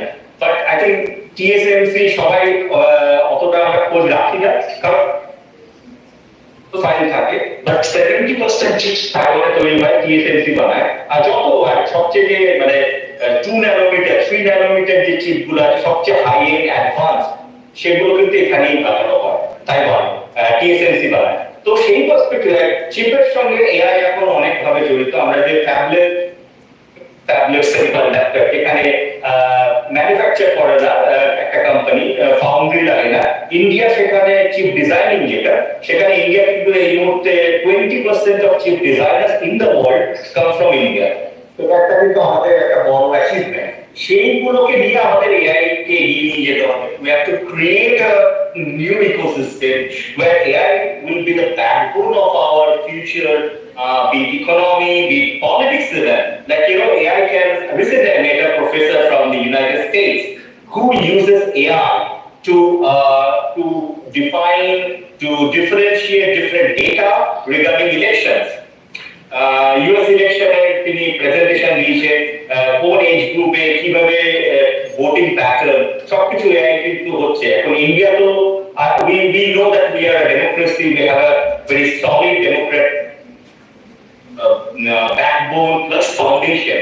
তো সেখানে প্রত্যেকটা ইলেকশনে, আর Indian election is one of the, I think আমার পার্সোনাল Taiwan, আমি যেটা বললাম, চিপে we are the one in the world. But when it comes to voting and all, India is the best so far. আমাদের মতো এত তাড়াতাড়ি election result পৃথিবীর কোথাও হয় না। একটা এক্সাম্পল দিচ্ছি, আমরা যখন ভাবছি যে বিকশিত ভারত 2047 সেই ড্রিমটা অ্যাচিভেবল কি না, সেটা কিন্তু একটা বড় এক্সাম্পল হচ্ছে আমরা ইউএসএ তে দেখলাম। ইউএসএ তে ক্যালিফোর্নিয়া স্টেটে যখন ইউএস প্রেসিডেন্সিয়াল ইলেকশন হচ্ছিল, ক্যালিফোর্নিয়া স্টেটের কাউন্টিং 18-19 দিন ধরে চলছিল, তখনও পুরোপুরি রেজাল্ট আসে। সেখানে আমরা আজকাল ইন্ডিয়ার জেনারেল ইলেকশন যেখানে 543 সিটস আছে, এতগুলো কনস্টিটিউয়েন্সি আছে, সেখানে এত ভোটার্স আছে, ওয়ার্ল্ডস লার্জেস্ট পপুলেশন, সেখানে আমাদের কিন্তু half a day we always get the results of elections. So I think from that perspective, we have the opportunity, we have the talent, we have the intent. What we need is streamlining everything. That's what we need, and AI is a great tool for us to streamline our democracy, our future, our economy, and everything. এবার আমি আরো কিছু details আমি technically দিতে যাচ্ছি না, but AI নিয়ে আমার মনে হয় Indian education system, and I think your college is B.Ed college, so education is your prime focus. Future educators, creating educators for future. So I would like to tell you that আমাদের ইন্ডিয়াতে আমি যেটা লক্ষ্য করেছি অন্য দেশেও, because Taiwan এই মুহূর্তে যে national Taiwan university, that's one of the top 50 university আছে। চায়নাতে আমি দেখেছি পিকিং ইউনিভার্সিটি, চিংহুয়া ইউনিভার্সিটি, এটা ওয়ার্ল্ডের টপ 50 ইউনিভার্সিটিতে আছে বা টপ 100 এ আছে। সেখানে ইউনিভার্সিটি অনেক পিছিয়ে রয়েছে, ইনক্লুডিং আইআইটি কিছুটা আছে, আইআইটি গুলো আছে। তো সেখানে আমি যেটা ফান্ডামেন্টাল ডিফারেন্স দেখেছি, আমরা বলি যে আমাদের পয়সা নেই, সেগুলো কোনো কথা না। We have enough grants. Sometimes there are problems. প্রবলেমটা যেটা হচ্ছে বেসিক কিছু জায়গায় আমাদের চেঞ্জ করতে হবে। যেটা হচ্ছে first is for AI also. You know, AI is a science specific. People believe it's a science. So, and our Indian mindset, which are changing in India, even in your college also, I'm sure that things are changing. Like earlier days, only it was a very science stream was a very male-dominated educational field, engineering, medical science. কিন্তু এখন ধীরে ধীরে আমরা দেখছি gender equality অনেকটা চলে এসেছে. So that is more important.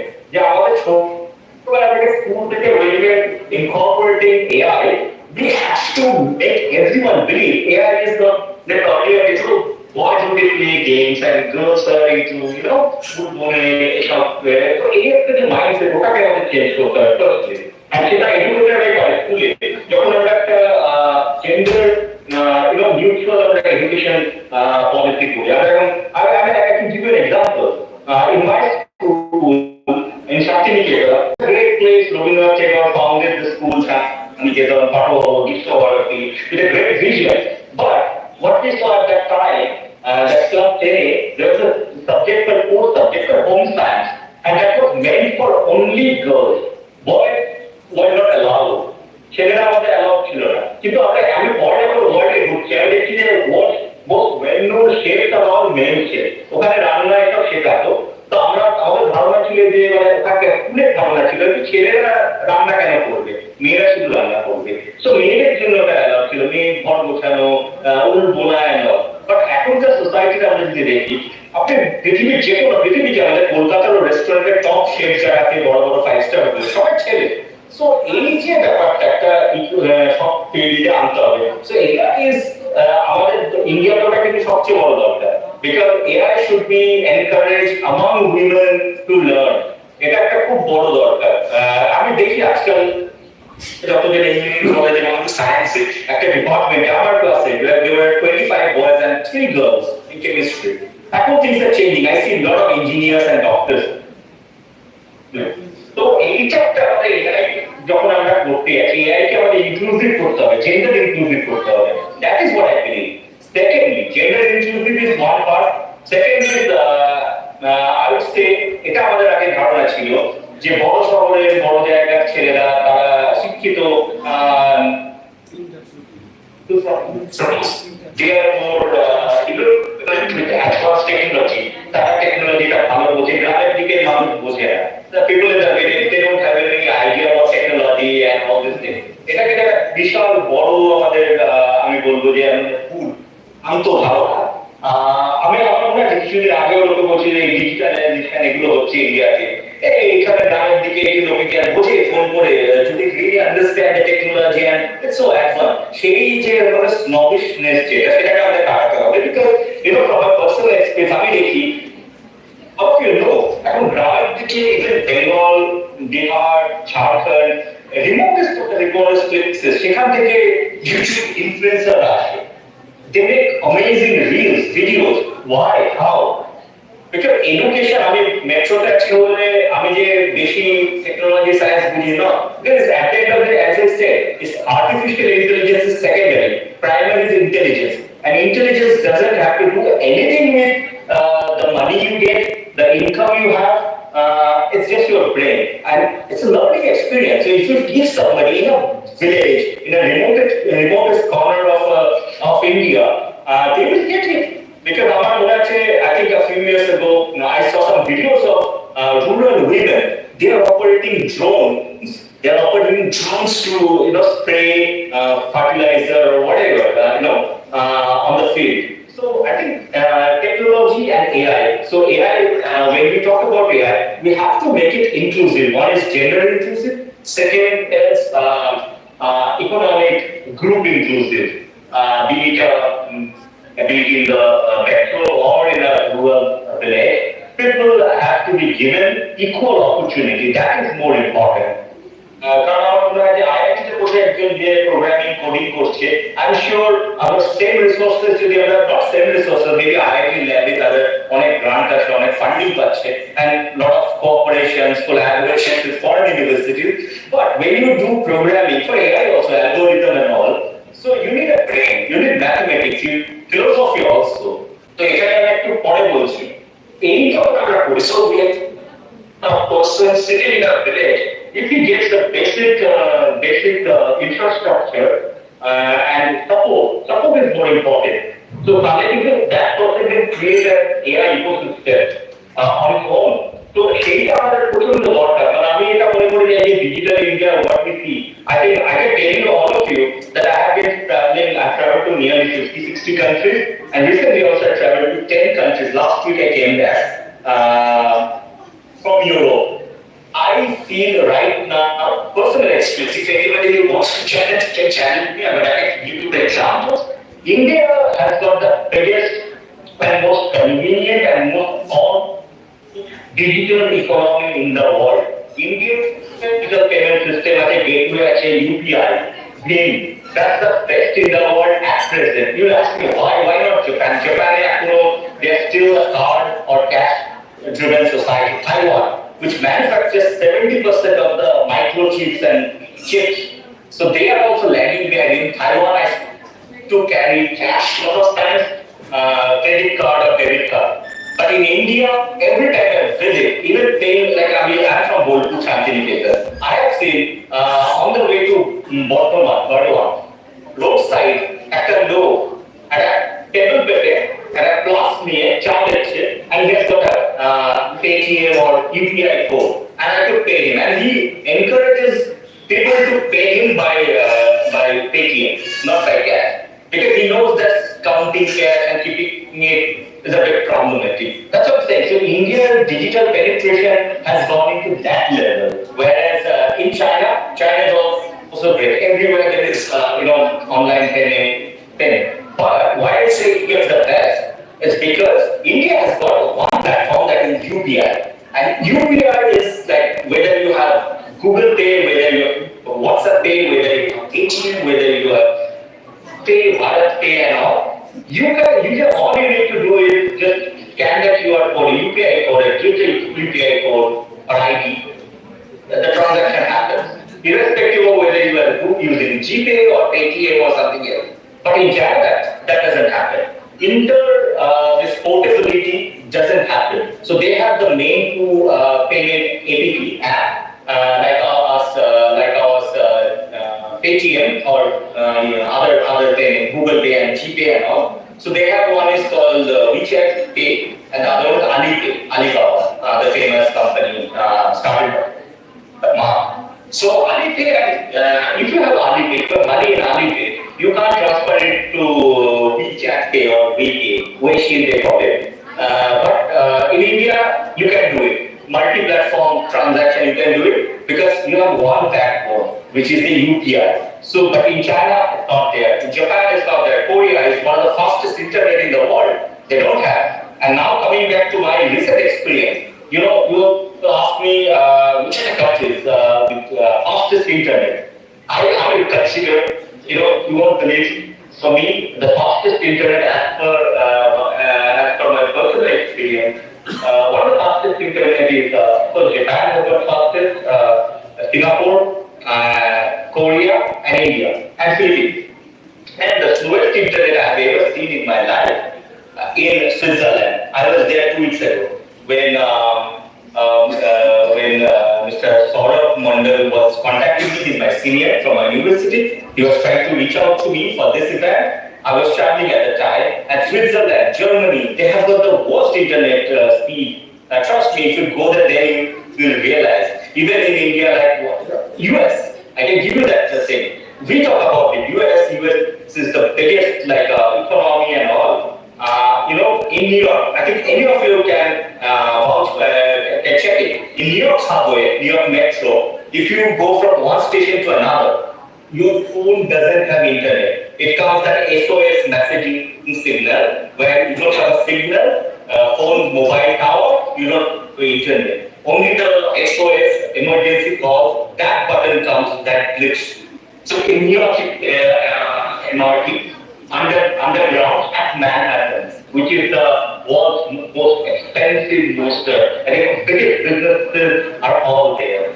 So there, New York Metro, you can't access from one station to another. You can't access internet. Whereas in Kolkata, anywhere in India, even if these days we are traveling under Ganges, Bombay colony actually. সেখানে সবসময় আমাদের internet থাকে, maybe it's okay, YouTube reel বানাচ্ছে and all. So I think we have got the technology also.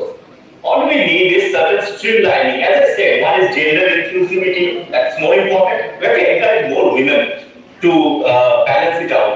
Men, women, I mean, we shouldn't discriminate. And then we need the inequality. We can't judge. Shall we introduce this course in this village? Oh, nobody will understand that. We can only use AI course in the metros. No, that mindset has to be changed. It's there, very much there. I've seen it because I'm from a small town like Shantiniketan.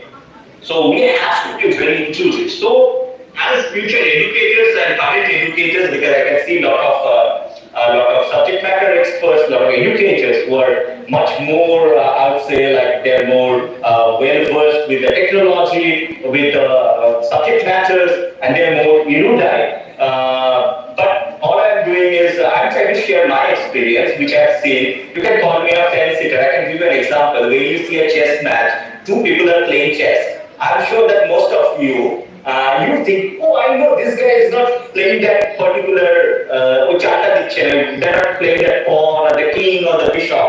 আমি দেখতে পাচ্ছি ওটা ও কেটে নেবে এরপরে, খেয়ে নেবে ওটা, but he's not playing. তো তার মানে কি আমি বাইরে কেউ দেখছি তখন I can see the board in a better way. কিন্তু আমি নিজে খেলছি আর দুজন, তারা কিন্তু অন্য তাদের ফোকাসটা অন্যদিকে থাকে।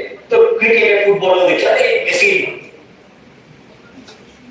সাইডে প্লেয়ার ছিল, ওকে টস দিতে পারতো। So I am kind of a fence sitter. From the gallery I can see. So that's what I'm saying. India has got the infrastructure. It's getting better. Of course, and we have a lot of. I know that we are lagging behind in terms of funding. When I see the funding in Japan, Korea, China, or for that matter Taiwan. But I think we are gradually going there, and we have the capability. If you really see, I can give another example of AI. Talking about AI, how we can get it better. We are already better. You know why? Because the other day I was talking to somebody, a colleague of mine. That person told me. So Taiwan just recently, 2 weeks ago, launched the first satellite. Okay, and in India, we launched our first satellite, I think, nearly 50 years ago. And one day, I remember, we launched 40 or 50 satellites all together with a single payload. So that means if we can create rocket science, why not AI? And if you really see all the top companies like Alphabet, Google, headed by Sundar Pichai, Microsoft is headed by Satya Nadella. Sundar Pichai, Satya Nadella are not NRI, not born in the US, studied in the US. They studied here, and then they started working there, and then they became the head of those companies.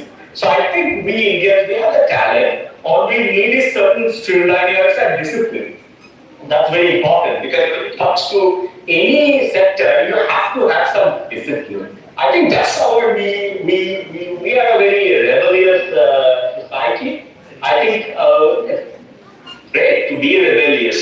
It's always you should always question. That's what science says. You should always question, and the more questions you ask, you have a better chance to get better answers. So I think that is there, but when it comes to education, we should mix that because you can question certain things about education, but at education institute, you can't think about becoming a future politician by exploiting your presence in the institute. I think that's something India has to change because China is like a completely party-controlled state. Everywhere they have in China. The party secretary at the Peking University is higher than the Vice-Chancellor of Peking University. So they have that system, a political system where the party always is the first thing. In that university also, I have never seen student politics, they have representatives, but when it comes to politics, what we see every day, I'm not naming any particular state or particular political activity. But it's almost all over India. I think student politics is good, but student politics should be focused on getting things done in terms of education, not getting things done for a politician to, say this because most of the times we see student politicians, they get engaged in politics. Their sole aim is to get something, not about doing something better for the educational institute or the educational system, but the others are a political leader, the other are a DD, for them, like they have to provide certain resources, which has nothing to do with the education. It's about like the political ambition and the growth and achievements of that person. So we have to create an ecosystem where students should question about their topics. They should be involved in politics. Of course, student union should be there. But the union's function shouldn't be catering to or doing something for the politicians who have no business in the education. So I think these are the things we have to student and discipline, self-discipline. Because what I see in Taiwan, what I see in Japan, China, I still feel they're way behind. But Taiwan and Japan, I've seen the honesty. Trust me, that's very, even if you are creating AI, you have to be honest, because AI can be good AI, bad AI. Good AI, evil AI, because we are creating. So that's why what I want to say is self-discipline is very important. We have to be honest. And Japan has proven. Japan used to be they were I think the fiercest human race in the world. They used to bomb all the countries. They bombed India also. If you remember the World War. So they used to colonize countries, they were fierce, they were a brutal society, they used to take so many prisoners of war. And today if you see Japan, the society has completely changed. They are the most, I would say the most peace-loving society in the world. From my experience, they're the most helpful people, most disciplined, and most honest bunch of people. They would Taiwan, I see. I leave my iPhone somewhere, nobody steals to see. I've got it back so many times leaving. So I think these are the individual integrity. Why I'm saying, you say it's not a moral science class, I'm teaching, sorry for making you feeling a bit bored, but this is not moral science, but why I'm saying AI also needs moral science. Because if you are not honest, if you don't have integrity, we can't create AI. That we can create AI, but that won't help us to build our nation as we are envisioning. We are thinking of building our nation, a strong, solid, developed nation by 2047. So we have to instill that sense of honesty, integrity to our students. And that should be also part of our AI program.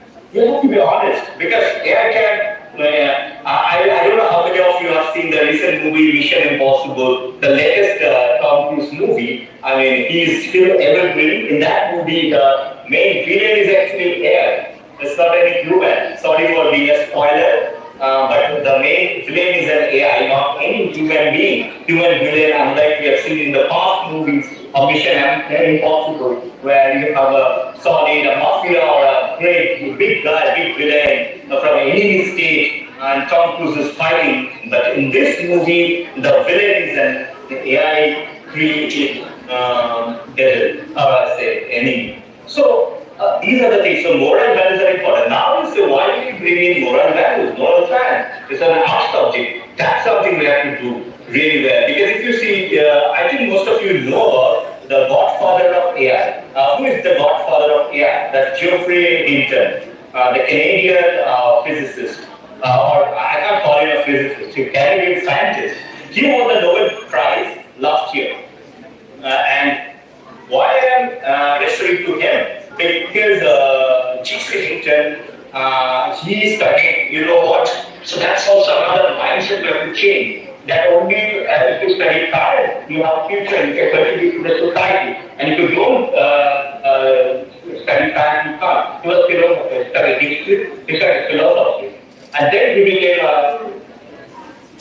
scientist. So I know that I'm kind of running out of time. I think the time has been given to me, but I'm trying to wrap up. So I think that's another important aspect. I spoke about gender, I spoke about economic equality, and now I speak about this I think interdisciplinary study. That's very important. The days are gone when a science or chemistry, graduate will only find a job in the sphere of chemistry. Or, I myself is an example. I studied chemistry until my master's, and then I joined journalism. And last 20 years, more than 20 years, I have been doing only journalism and making films and videos, documentaries. So, I think we have to accept that fact that even somebody studying history or philosophy can contribute to the AI research. If you really read about certain top AI scientists, they're all philosophers. So philosophers can contribute, psychologists, philosophers. They are also very much important and integral part of the AI ecosystem, what we would like to create. In the US, in other countries, in Europe, we see that. Here, I think there's a huge lack. I think here, most of the cases, what we feel is you have to be a scientist, you have to be a physicist or a mathematician to get into the field of, or an engineer, to get into the field of AI, which is not true. We have to create an ecosystem where we teach people this interdisciplinary topic subjects. That's more important. Because every subject, they have certain usage of AI. In journalism, it's not a science subject, but we have a lot of AI use. But as I said, I'm not scared because AI can tell me certain things. AI can make my job easy. I can do something. But when it comes to knowledge, wisdom, humans still wins the rest, and it's in the human mind. So if we, what we need to do is instead of getting scared, AI will take our jobs, AI will do this thing. You have to make yourself equipped with a new normal, new future. Like during COVID, sorry, we have seen that we changed our lifestyle completely. We changed our habits. We changed many things. So similarly, with AI is coming, we have to be open to changes. So we have to change ourselves. We have to make certain adjustments to our lifestyle, everything. So I think when it comes to knowledge, your subject matter, your even if you have been teaching for 30 years, I feel when AI comes, and if you really want to take the help of the AI, you have to also study the new methods, the new methodology in teaching with the help of AI. I think that's very important. So that's why I feel we have to create an education system which will be non-biased. It shouldn't be focused only towards the science or STEM nowadays, not STEM students. We can encourage the humanities students also to pursue AI. As I said, one professor I just met, he's a political science professor in the US, and he's using a lot of AI, and he's quite educated. He's teaching himself, like he's learning AI, and he's using AI to do a lot of political parties, how they are trained, how they changes, their policies, everything he's analyzing through AI. So I feel every subject we teach in our schools or colleges or universities has got something to do with AI. That inclusivity we have to bring in. I think unless we change the mindset, so these are the mindset issues that I would like to, I have already spoken about, gender, financial equality, and also the interdisciplinary research. I think, yeah, with these, I believe we have to create, we need funding. But to get funding, we have to create certain way to reach a certain level. So unless we create that, I can give you an example of cricket. Before 1983, all of us are from Bengal. Bengal used to do football, and football was everywhere. Football was the most popular sport here. Cricket was not earning anything. People used to play cricket, but 1983 World Cup, that changed everything. That made Sachin Tendulkar as a little boy. He watched that final, or he got to know that final. He really wanted to become a cricketer. So that's why we have to create something so that we can inspire generations. So if we create a certain, if we reach a certain level, I am not saying that in India we can create a Nobel Prize winning research material or something like Geoffrey Hinton created. But at least we can create certain things. India has created UPI. It's our indigenous technology. Even during our app, during the COVID, we used to have that app. So that was also created indigenously. And we have sent a mission to moon also, successful landing on the south pole of the moon. That means we have the ability, we have the capability, and if we can do that, rocket science, well, rocket is more, it's a more dangerous topic. You have to get every micro, nano component or element flawless, because there's not a single margin of error. Whereas AI is still hit and try a lot of times, so we can fail, we can again create. I think that kind of mindset and mentality we have to instill in our students. And failure is also an important thing, as they say that failure is the pillar of success. So I think one of the reasons last year I visited Silicon Valley, and what I saw there is so many startups. They created so many startups, they failed. Again, they created a new startup. So there are a lot of top companies who failed many times in their different ventures, but somehow they got it through, right? In the last venture, and that's a big unicorn now. That startup became a big unicorn. So there are so many examples. So I think India has a great future, and without delaying your time much, I hope I made sense. It's been really busy for me, but somehow I felt like it's about sharing, because I love to share my experience, because I come from a very, very small town of Bolpur, and I was lucky enough to work in 5 different countries in mainstream media. So I think something which I believe is, if we work hard and if we kind of we keep our focus intact, we can achieve anything and everything. And I think that's one of the reasons. And thank you so much for all of you for listening to me, patiently listening to me, and giving me this opportunity to be here. I'm very bad with names, so I can't read out all the names, but I'd like to thank all of you, my seniors here, my juniors here, everyone. Thank you, and I hope I made some sense. Thank you very much, sir, for your enlightening and thought-provoking speech.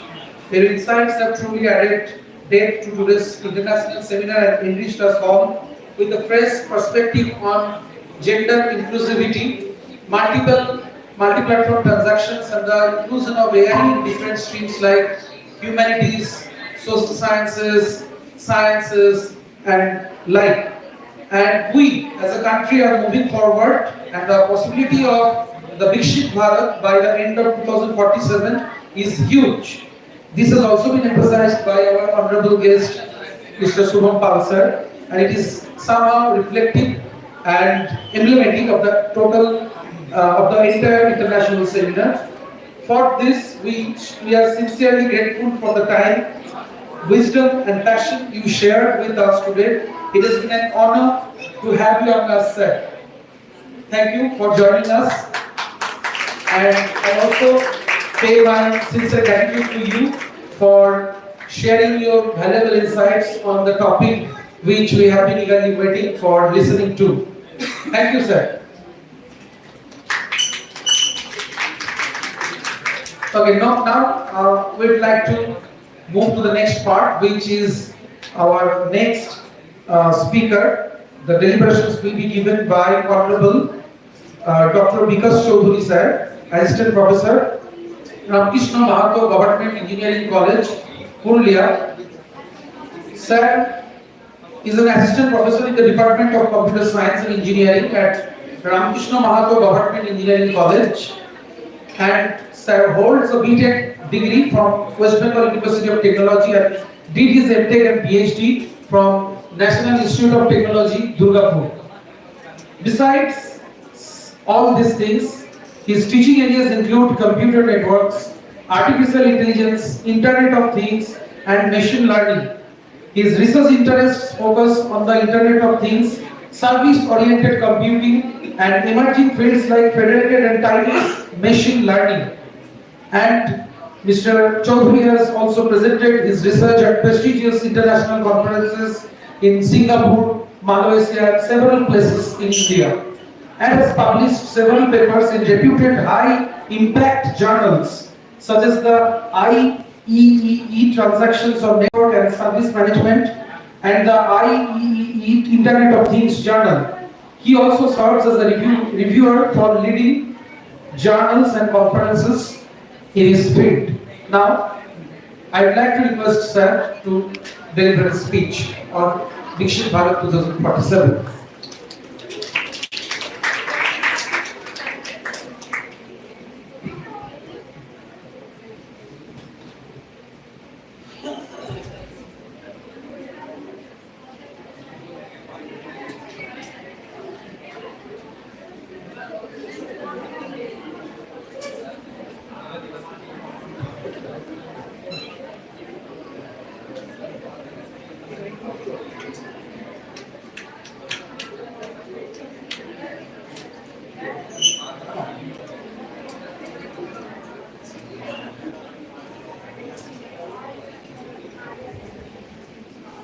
Okay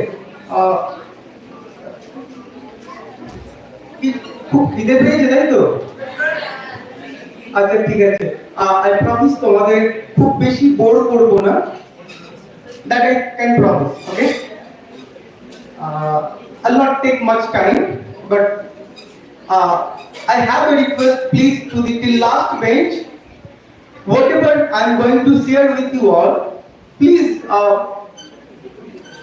listen it. I don't know whether it will be required or not, but please listen it and think at least once. Okay? Okay. Okay. This is a roadmap of the discussion. Sorry.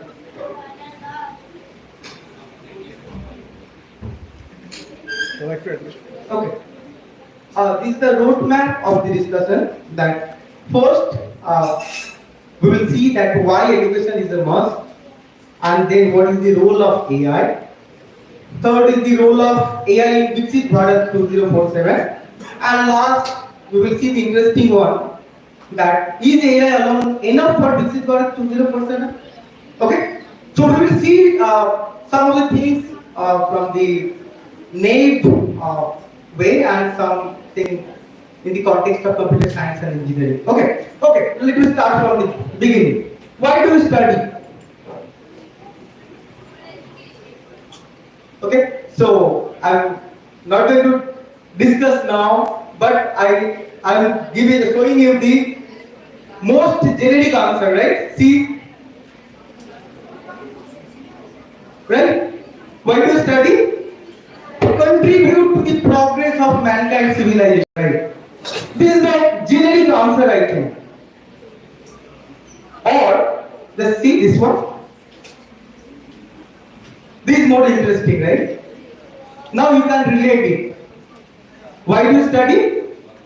We want to create a platform for society where no one will die without food, no one will die without proper treatment, or no one will deprive their childhood, or no one will fight for any resources, right? This kind of society we want. So this is called the necessity, right? Do you believe this is a vision of Viksit Bharat? I don't think so. This is a need, but somehow I believe it is written in the Viksit Bharat 2047 that somehow we are still lack of all this. But what we want, see, this one, right? We want to create a society, sorry,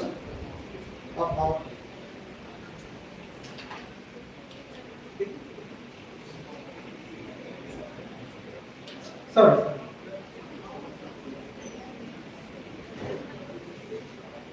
Okay, so we want to create a society where everyone is in harmony. Harmony means the continuous happiness is called the harmony. right? So don't you think this should be the vision of Viksit Bharat? Right? Okay. So now the problem is comes here. How to create a harmonious society? So for that we have to answer these two questions, like the first, who will help us to do that? Right? So the simple answer will be, we together. We will do that. The next question is, then how? How we will do that? The best gift is provided by the nature is creativity. That only we have, the human beings. Right? The creativity. So with the help of the tool, creativity, we can create the harmonious society where everyone will be in harmony. Right? It's okay. But now, see the next one. Then what is the role of AI? It was not enough. We are not enough to create the harmonious society. Then why we are forcing AI? Please help us to create the harmonious society. Right? So, see, we'll see why actually AI is required. So, what is the role of AI? It is injustice, I know. খুব খিদে পেয়েছে তারপরে এই ছবিটা Sorry, I was supposed to schedule like from 11:45 or something. So, যদি জানতাম তাহলে দিতাম না এটা Sorry, extremely sorry. Okay, I'm trying to share with you that till the last page that what is actually AI. You should go from here with some concept. What is the role of AI in creating the harmonious society? The C, it is simply the role of pressure cooker during preparation of biryani, mutton biryani. Don't you think without the help of pressure cooker we can create mutton biryani? Yes, definitely, and most of the time we do. Right? Now think, what pressure cooker will help us to do that biryani? It will just amplify or it will save your time. And all senior citizens can appreciate your preparation. নাহলে মাংসটা খুব শক্ত হয়ে গেছে, সব ভালো হয়েছে কিন্তু শক্ত হয়ে গেছে, right? Now think the role of pressure cooker during preparation of your biryani. The same thing, the same way, you can say AI is an amplifier. AI is an amplifier to build a harmonious society. That's it. You don't require any computer science and engineering knowledge for that, I think. Right? You can just match it in that way. The role of pressure cooker during preparation of biryani is similarly the role of AI for the create of the harmonious society. Okay? Now I will take it little bit more in computer science, that the systematic understanding of AI. Again, the C. What is AI? Systematically, if you want to understand. See, this is all about AI. What actually we want to do in the research of AI? Do you know that? The whole world, we're trying hard, we're studying hard very much. What actually we want to do? We want to create the human brain artificially. See the name artificial intelligence. So we have the true intelligence. So creativity we implement in our real life. So the whole world, what we want in computer science and engineering, what the researchers are doing, they are working day and night trying to find it out the way how we can replicate the human brain artificially.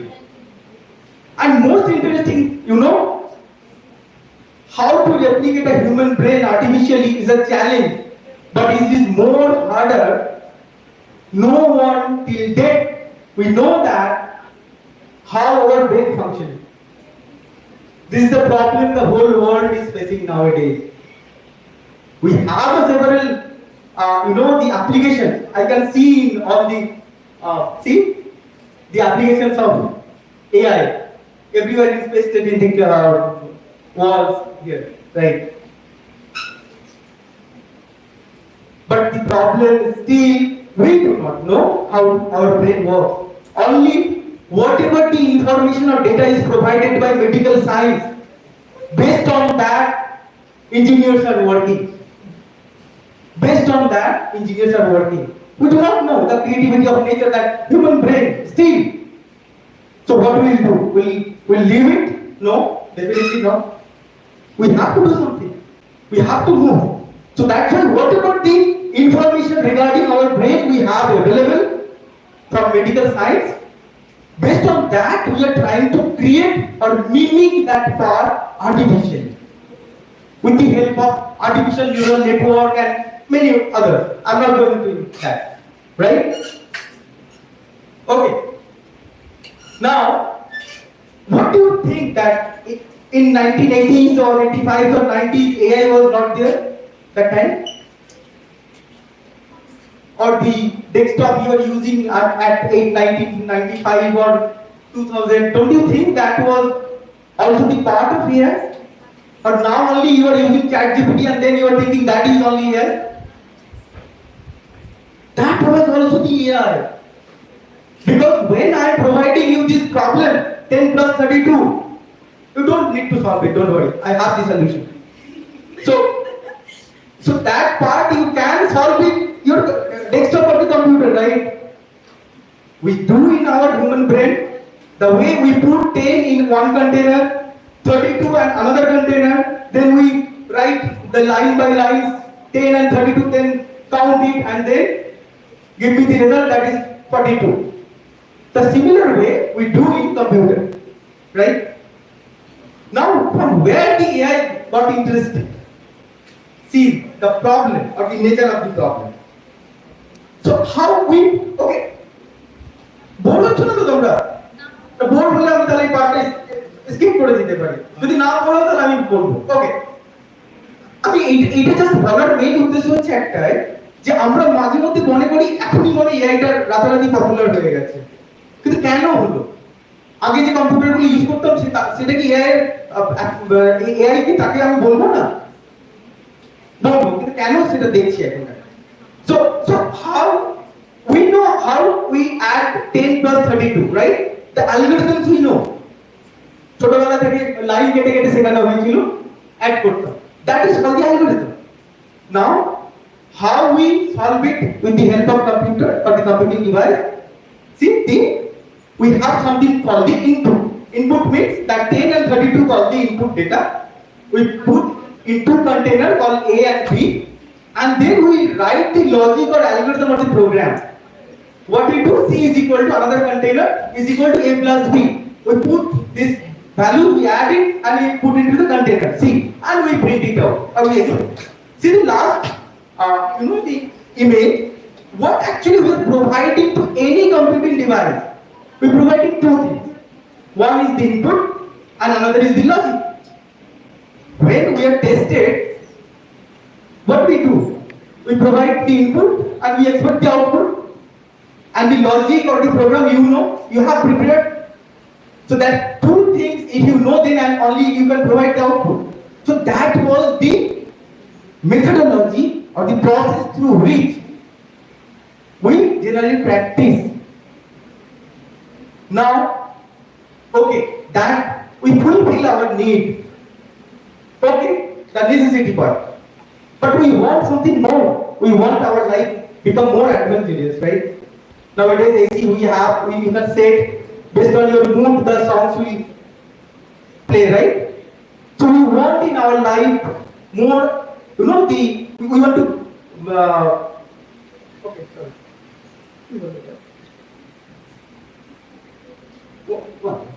Okay. Now, where we face the difficulty? Where we face the difficulty? See this one.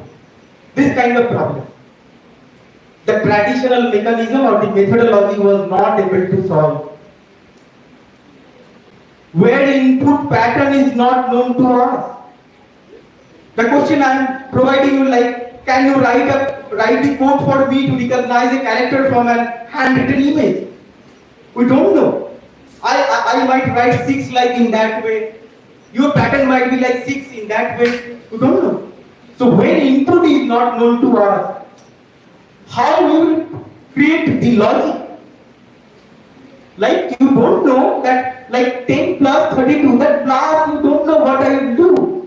Then how you will prepare the solution? Right? So that kind of problem we face in computer science. It was not required at all.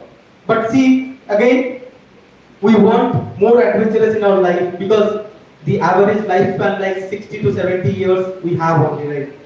So in these 60 to 70 or 80 years, we want to live many more folds, right?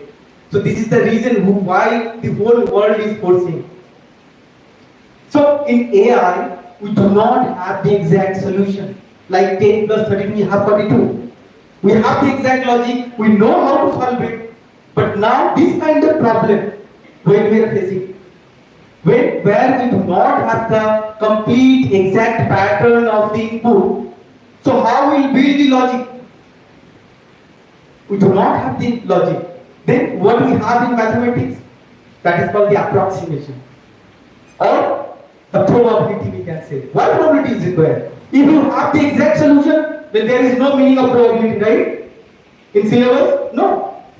When we do not know, if we want to know the future, where we do not have the exact solution, then only we need to use the tool, mathematics tool, that is called the probability. So here also in mathematics, if you do not have the exact logic or the solution, then we use the approximate solution. So let's say we do not have any exact solution, then what we will do? We have two options. Either leave it. Then it's okay. But otherwise, you move forward, whatever we have. So that's your telling. From now onwards, when the researchers, especially in computer science and engineering, when they are taking initiative to solve this kind of problem, where we can expect not exact solution, but the approximate solution. Right? You might provide your, the problem in Google. At least they can assist some solution.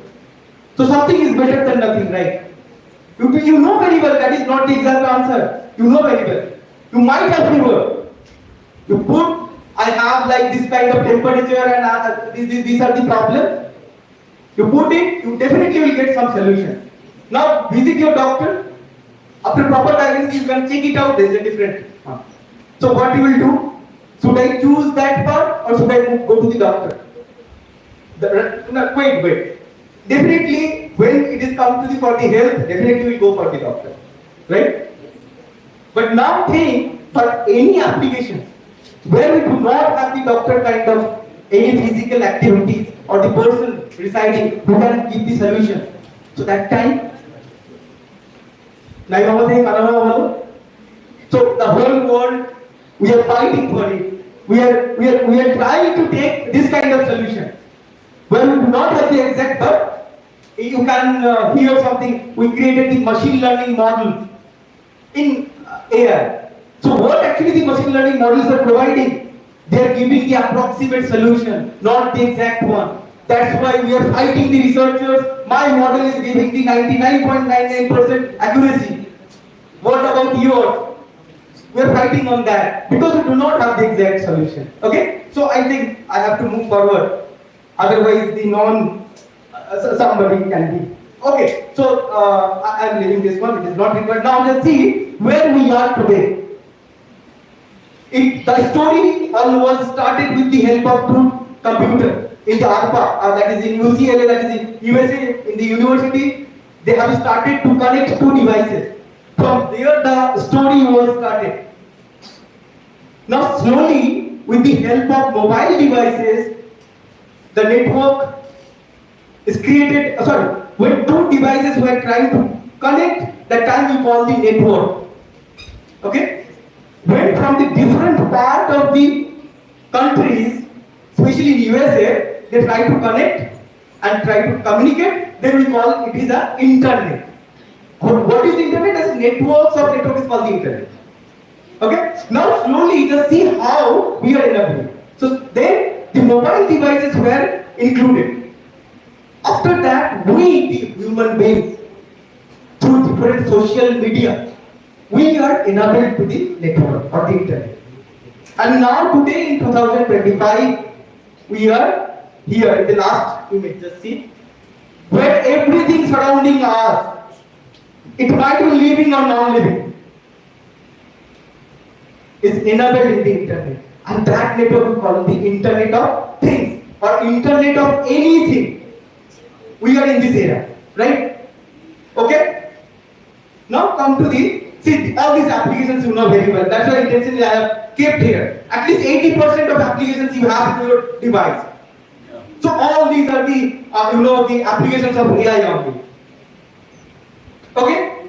Next come to the very important part. The all Viksit Bharat, not only Viksit Bharat, the whole world is dependent on this. Just see this one. The zero marginal cost effect. What actually it is? It is very wonderful concept. Just see. The computation. Computation means the 10 plus 32, how to compute it. That part I am talking about. Right? What actually the human brain is doing, we are providing the algorithm, artificially how we will do that. I am talking about that one. So it was started in 1980s. So now till 2000 it was complete. After that it was degraded linearly, and now in 2025 with respect to 1980s it is nowadays it is free. I am not talking about in 2025 computation is free. No. With respect to time 1980s, nowadays it is free. So that is the great achievement we have in engineering or science you can say. Next, similarly the internet connectivity. From 1990 and now in 2025, marginal it is zero cost. Similarly for communication. And last is the intelligence, or we call the artificial intelligence. Through ChatGPT, the Google Gemini, DeepSeek, these are the examples of the free intelligence. Okay? So all these are the four backbone. What is the, we can say the pillars behind any applications or the AI applications. Whatever we are doing, we are using as the end users, ChatGPT or whatever it is, any applications in AI, in the backbone pillar, these are the four. Okay? These are the applications I am not going to discuss anymore, but the last is like AI play a crucial role in increasing per capita income. That is the most important one. I am not discussing because I am not an economist. But what is the role of Viksit Bharat 2047? See, we are talking many things, many philosophical things, right? But what is the main objective of the Prime Minister? Have you ever thought? This is the main objective. Per capita income. Whatever we are doing, whatever we are telling, do whatever. But if you can't increase the per capita income, then you can't be a developed country. That is the main reason. We have to do somehow. And here AI can play a crucial role. AI can play a crucial role. It can play a role of pressure cooker. We have the youth, we have the talents. So in minimum amount of time, we can do many more things. We can create many more things, right? That is our objective. Now come to the major part as a teacher. So that's why I have included.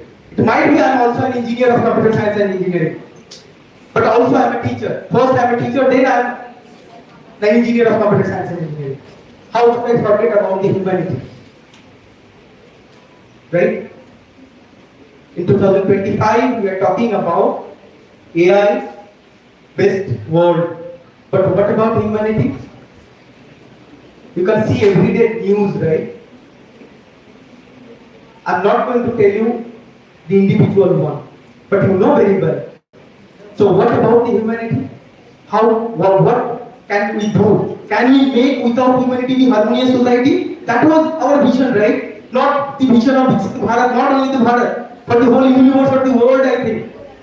That everybody want to be in harmonious society we want. Means we want to be continuous happiness. That we want. Right? So only with the help of AI, I put this slide, the name like this. Can AI be alone enough to achieve the vision of Viksit Bharat? I believe that no. If my objective is only the necessity, you can. That no one will die without food. That you can assure.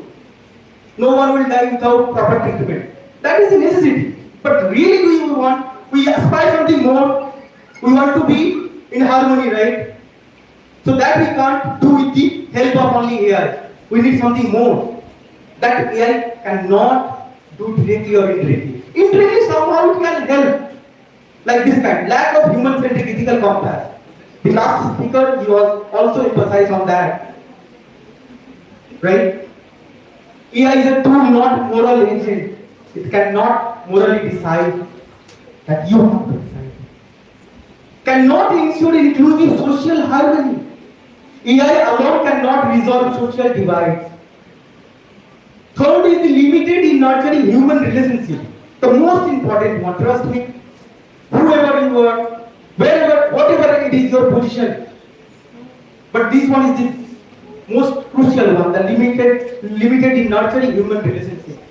AI cannot build meaningful relationships. It can build relationships, but it cannot build meaningful relationships. That we have to do. Third is cannot replace responsible human decision making. AI can assist you. AI can play the role of a pressure cooker, but it cannot help you to take the decision wisely. It can help to take the decision only, but wisely you have to take the decision. The last one, the risks of dependence without self-awareness. And we know from the everywhere we find the difficulty. In fact, we are the problem. At night, 2 o'clock at night, we don't know what actually we are searching for. We are scrolling the Facebook. Unless we don't know. But we know we have to sleep by 10 or 11 o'clock. But still we are searching for something, but we don't know what actually we are searching. Right? So, how to solve it? The problem that what actually AI cannot do, who will do that? We will do it. But how? For that, Government of India has taken an initiative that is called the Universal Human Values, a course that is now running on all the ICT colleges, that Universal Human Value, and now they are trying to include into the school. And this course is basically not for the students and the teacher and all. This is the must for everyone in this world. What if you can, let me tell you what actually it is. Universal human value is a set of core ethical, moral and social principles that guide human beings to live in harmony with themselves, with others and with the nature. How to do that? In this course, they are framing a module where they will share how you will practice it. Once, with the help of AI, you build the any particular application, but how you will use it or utilize it properly. Right?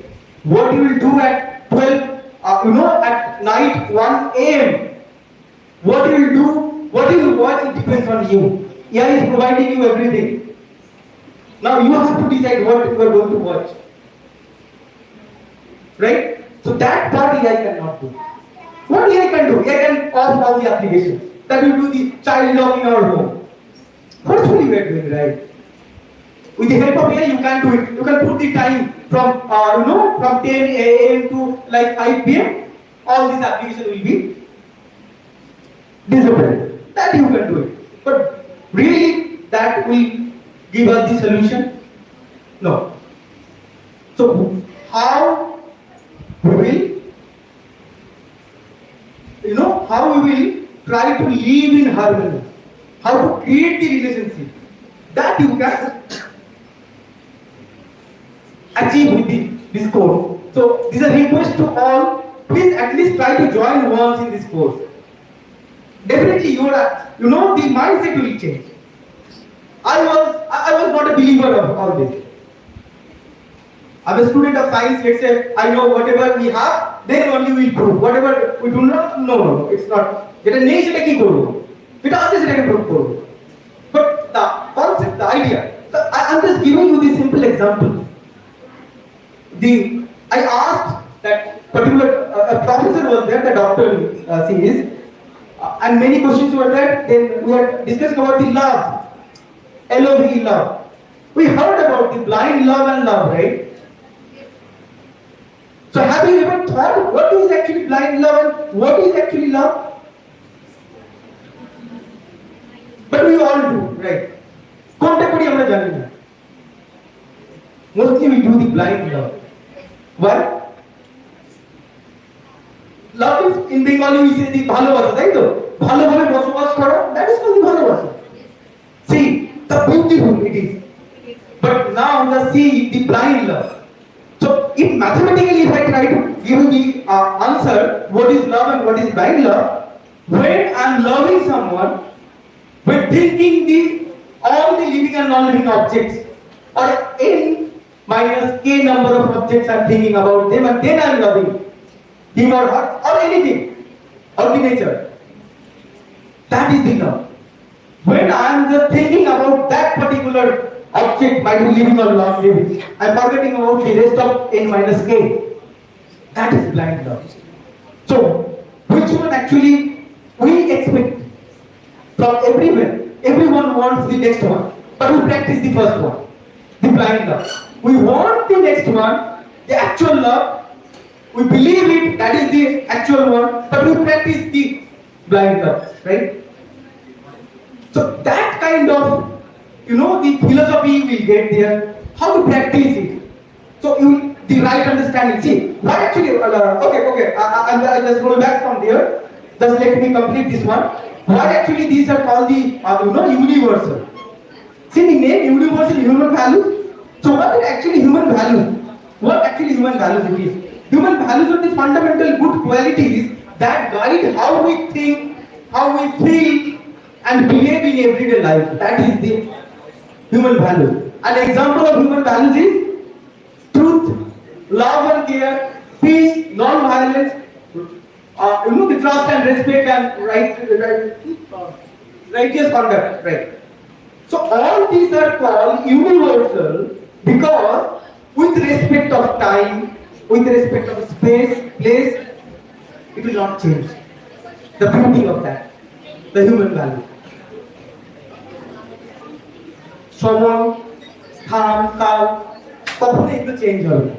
That's what we call the universal. Okay? Right? Okay, so next, as the title of the seminar suggests, that's why I put this one. What are the key components of academics? Only we have 3. Student, teachers and the administrator. Right?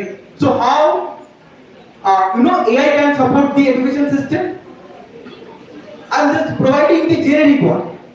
It can bridge the language and resource gap. Right? Details I think already the speakers that they have discussed. How can we bridge the language gap? It is also the motive of the NEP 2020. Till up to class 4 or something, we have to learn by our mother language. Right? So AI can bridge that gap. Next, making quality learning affordable. Right? Quality learning means you can use the content from anywhere of the world. Third is the supporting teachers in remote or overloaded institutes. The space issues I am talking about, or the resource issues, right? Or let's say I am not able to come physically, so I can deliver the same lecture from my home. That facility we can avail easily nowadays. After COVID, it was more. Third is the helping administrators run institute more efficiently, right? Okay, I know you are hungry. So please, I'll wrap up within 2 minutes. Don't worry. 2 minutes. Okay. So whatever it is, see the backbone already I have discussed, the computation, internet connectivity, communication and intelligence. These are the 4 pillars through which whatever the applications we can consider, whether it is education, whether it is the agriculture, whether it is automobile engineering, whatever the application you take, these 4 are the pillars through which we can achieve any goal through AI. But some part we can build. Okay? But all these must align with UAG. Remember. Otherwise, we cannot create a harmonious society. So that technology stay inclusive, ethical, and truly beneficial for every student and teacher in India. So let me summarize. The first is education is a must for mankind's civilization. Second is AI can play a crucial role in creating a harmonious society. It can play a crucial role, or it can amplify. That's it. Third, technology may automate our world, but only human value can humanize it. The second part, you will feel once our country will be developed state. When you have enough money, right? Now you can realize all this. The problem is, you know what, actually, our socio-economic structure doesn't allow us to think. কারণ আমরা কি খাবো কালকে জানি না, সেটা করতেই 6টা দিন চলে যাচ্ছে, কাল আমার চাকরিটা থাকবে কিনা জানি না, এগুলো ভাবতেই সময় চলে যাচ্ছে। তো সবকিছু পৃথিবীতে ভালো হলে কি হবে, তারপর আমি কি করব? Let's say you have enough money, you have every resources in this world, then what you will do? Have you ever think? No, it is not your fault. This is the fault of our socio-economic structure. আমাদের তো ভাবতেই দিচ্ছে না সেখানে, কারণ আমাদের basic need গুলো তো ফুলফিল হচ্ছে না, ওটা তো অ্যাসপায়ার করছি আমরা এখনো রয়েছি এখানে যে উইদাউট প্রপার ট্রিটমেন্ট মারা যাচ্ছে। একটা সাধারণত স্ট্রোক হয়ে গেলে একটু যদি রিমোট এরিয়াতে থাকে হয়তো পেশেন্টটাকে বাঁচানো যেত, মেট্রোপলিটন এরিয়াতে বেঁচে যাচ্ছে পেশেন্ট, কিন্তু রিমোট এরিয়াতে সে পেশেন্টটা হয়তো অনেকক্ষণ সার্ভাইভ করেছিল, কিন্তু ল্যাক অফ মেডিকেল ফ্যাসিলিটি আমাদেরকে হারাতে হচ্ছে। তো আমরা এখন তো এইখানে রয়েছি, এবার আমি সেটাই বলছি যে আমরা তখন এই ইউএইচবিটাকে আরো বেশি ফিল করব যখন আমাদের কাছে একটা এনাফ রিসোর্সেস থাকবে। আমরা এখন হয়তো একটা জায়গায় রয়েছি যেখান থেকে আমরা ছেলে মেয়েদেরকে বলতে পারছি ঠিক আছে যা খুশি তাই পড়ো, কিন্তু যেটা করে ভালো করে করো। কিন্তু আমরা যখন ছোট ছিলাম বা আমাদের মা বাবারা তাদেরকে কিন্তু বলা হয়েছিল পড়াশোনা করো, পড়লে ভালো চাকরি পাবে, তবে তোমাকে জীবনে সমাজ তোমাকে মেনে নেবে, তাহলে সমাজ তোমাকে কিন্তু মানবে না। এই কোশ্চেনটা শুনে বড় হয়েছি আমরা যখন বুঝেছি যে না, we have a little amount of money that we can provide or that can assure our children's life, or তাদেরকে আমরা ঠিকঠাক করে বড় করে নিতে পারবো, তখন আমাদের কোশ্চেনটা কিন্তু চেঞ্জ হয়ে গেল। আমরা কিন্তু বলছি না তখন we have enough resource through which we can put into our 12 পরে কিছু করবো না, কি করবো, চলো তাহলে টাকা আছে ইঞ্জিনিয়ারিং পড়ি, আরো বেশি টাকা আছে চলো প্রাইভেট কলেজে মেডিকেল পড়িয়ে দেবে, কত লাগবে 1 কোটি টাকা লাগবে, রাইট? এটা কখন হচ্ছে? আমাদের যদি এনাফ রিসোর্স থাকে তখন আমি কিন্তু বাচ্চাটাকে বলতে পারছি যা করো ভালো করে করবে। এই কোশ্চেনটা কিন্তু চেঞ্জ হয়ে যাচ্ছে। তো যার কাছে নেই কাল কি খাবে সে জানে না, সে কোনোদিন বলবে না বাচ্চাকে যে না যা করছো ভালো করে, না তোমাকে ভালো করে পড়তে হবে, তোমাকে সায়েন্স নিতে হবে, তোমাকে ডাক্তার ইঞ্জিনিয়ার বা কিছু হতে হবে, তোমাকে সমাজে এস্টাবলিশ করতে হবে, সমাজ মেনে নেবে না, রাইট? তো আমরা তখন কিন্তু এটা ভাবা শুরু করবো ইউএইচবি ব্যাপারে, right? Okay, last is the jointly AI and human values can save India's journey to Viksit Bharat 2047. Okay, so that was all about. So if you have any suggestions, if you have any queries, you can tell me. Okay, I will be available till 4:30 or 5. So if you have any suggestions, you can. Okay, thank you.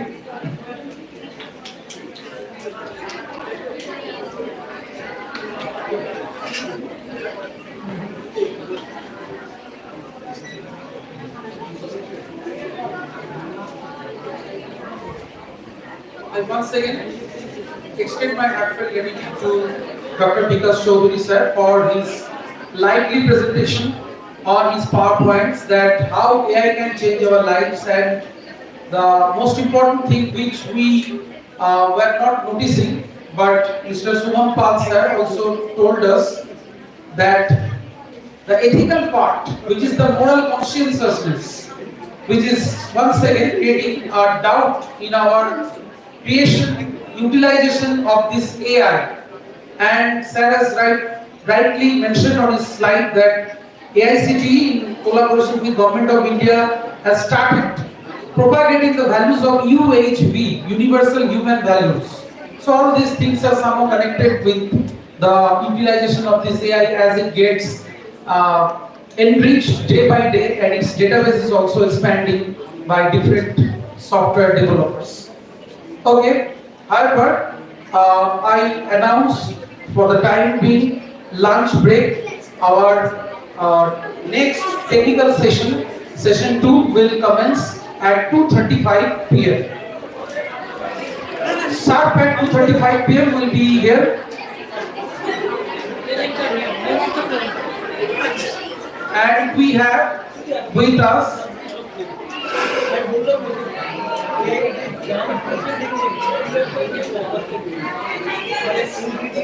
and also I request the participants to listen to the presenters that in the second half there will be a scope for the paper presenters to present their papers.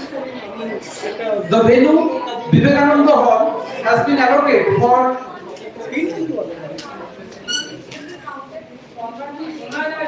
Dr. Sumanta Kumar Khara, Milan Mondal, Pallavi Chattopadhyay, Ms. Sandhya Gupta.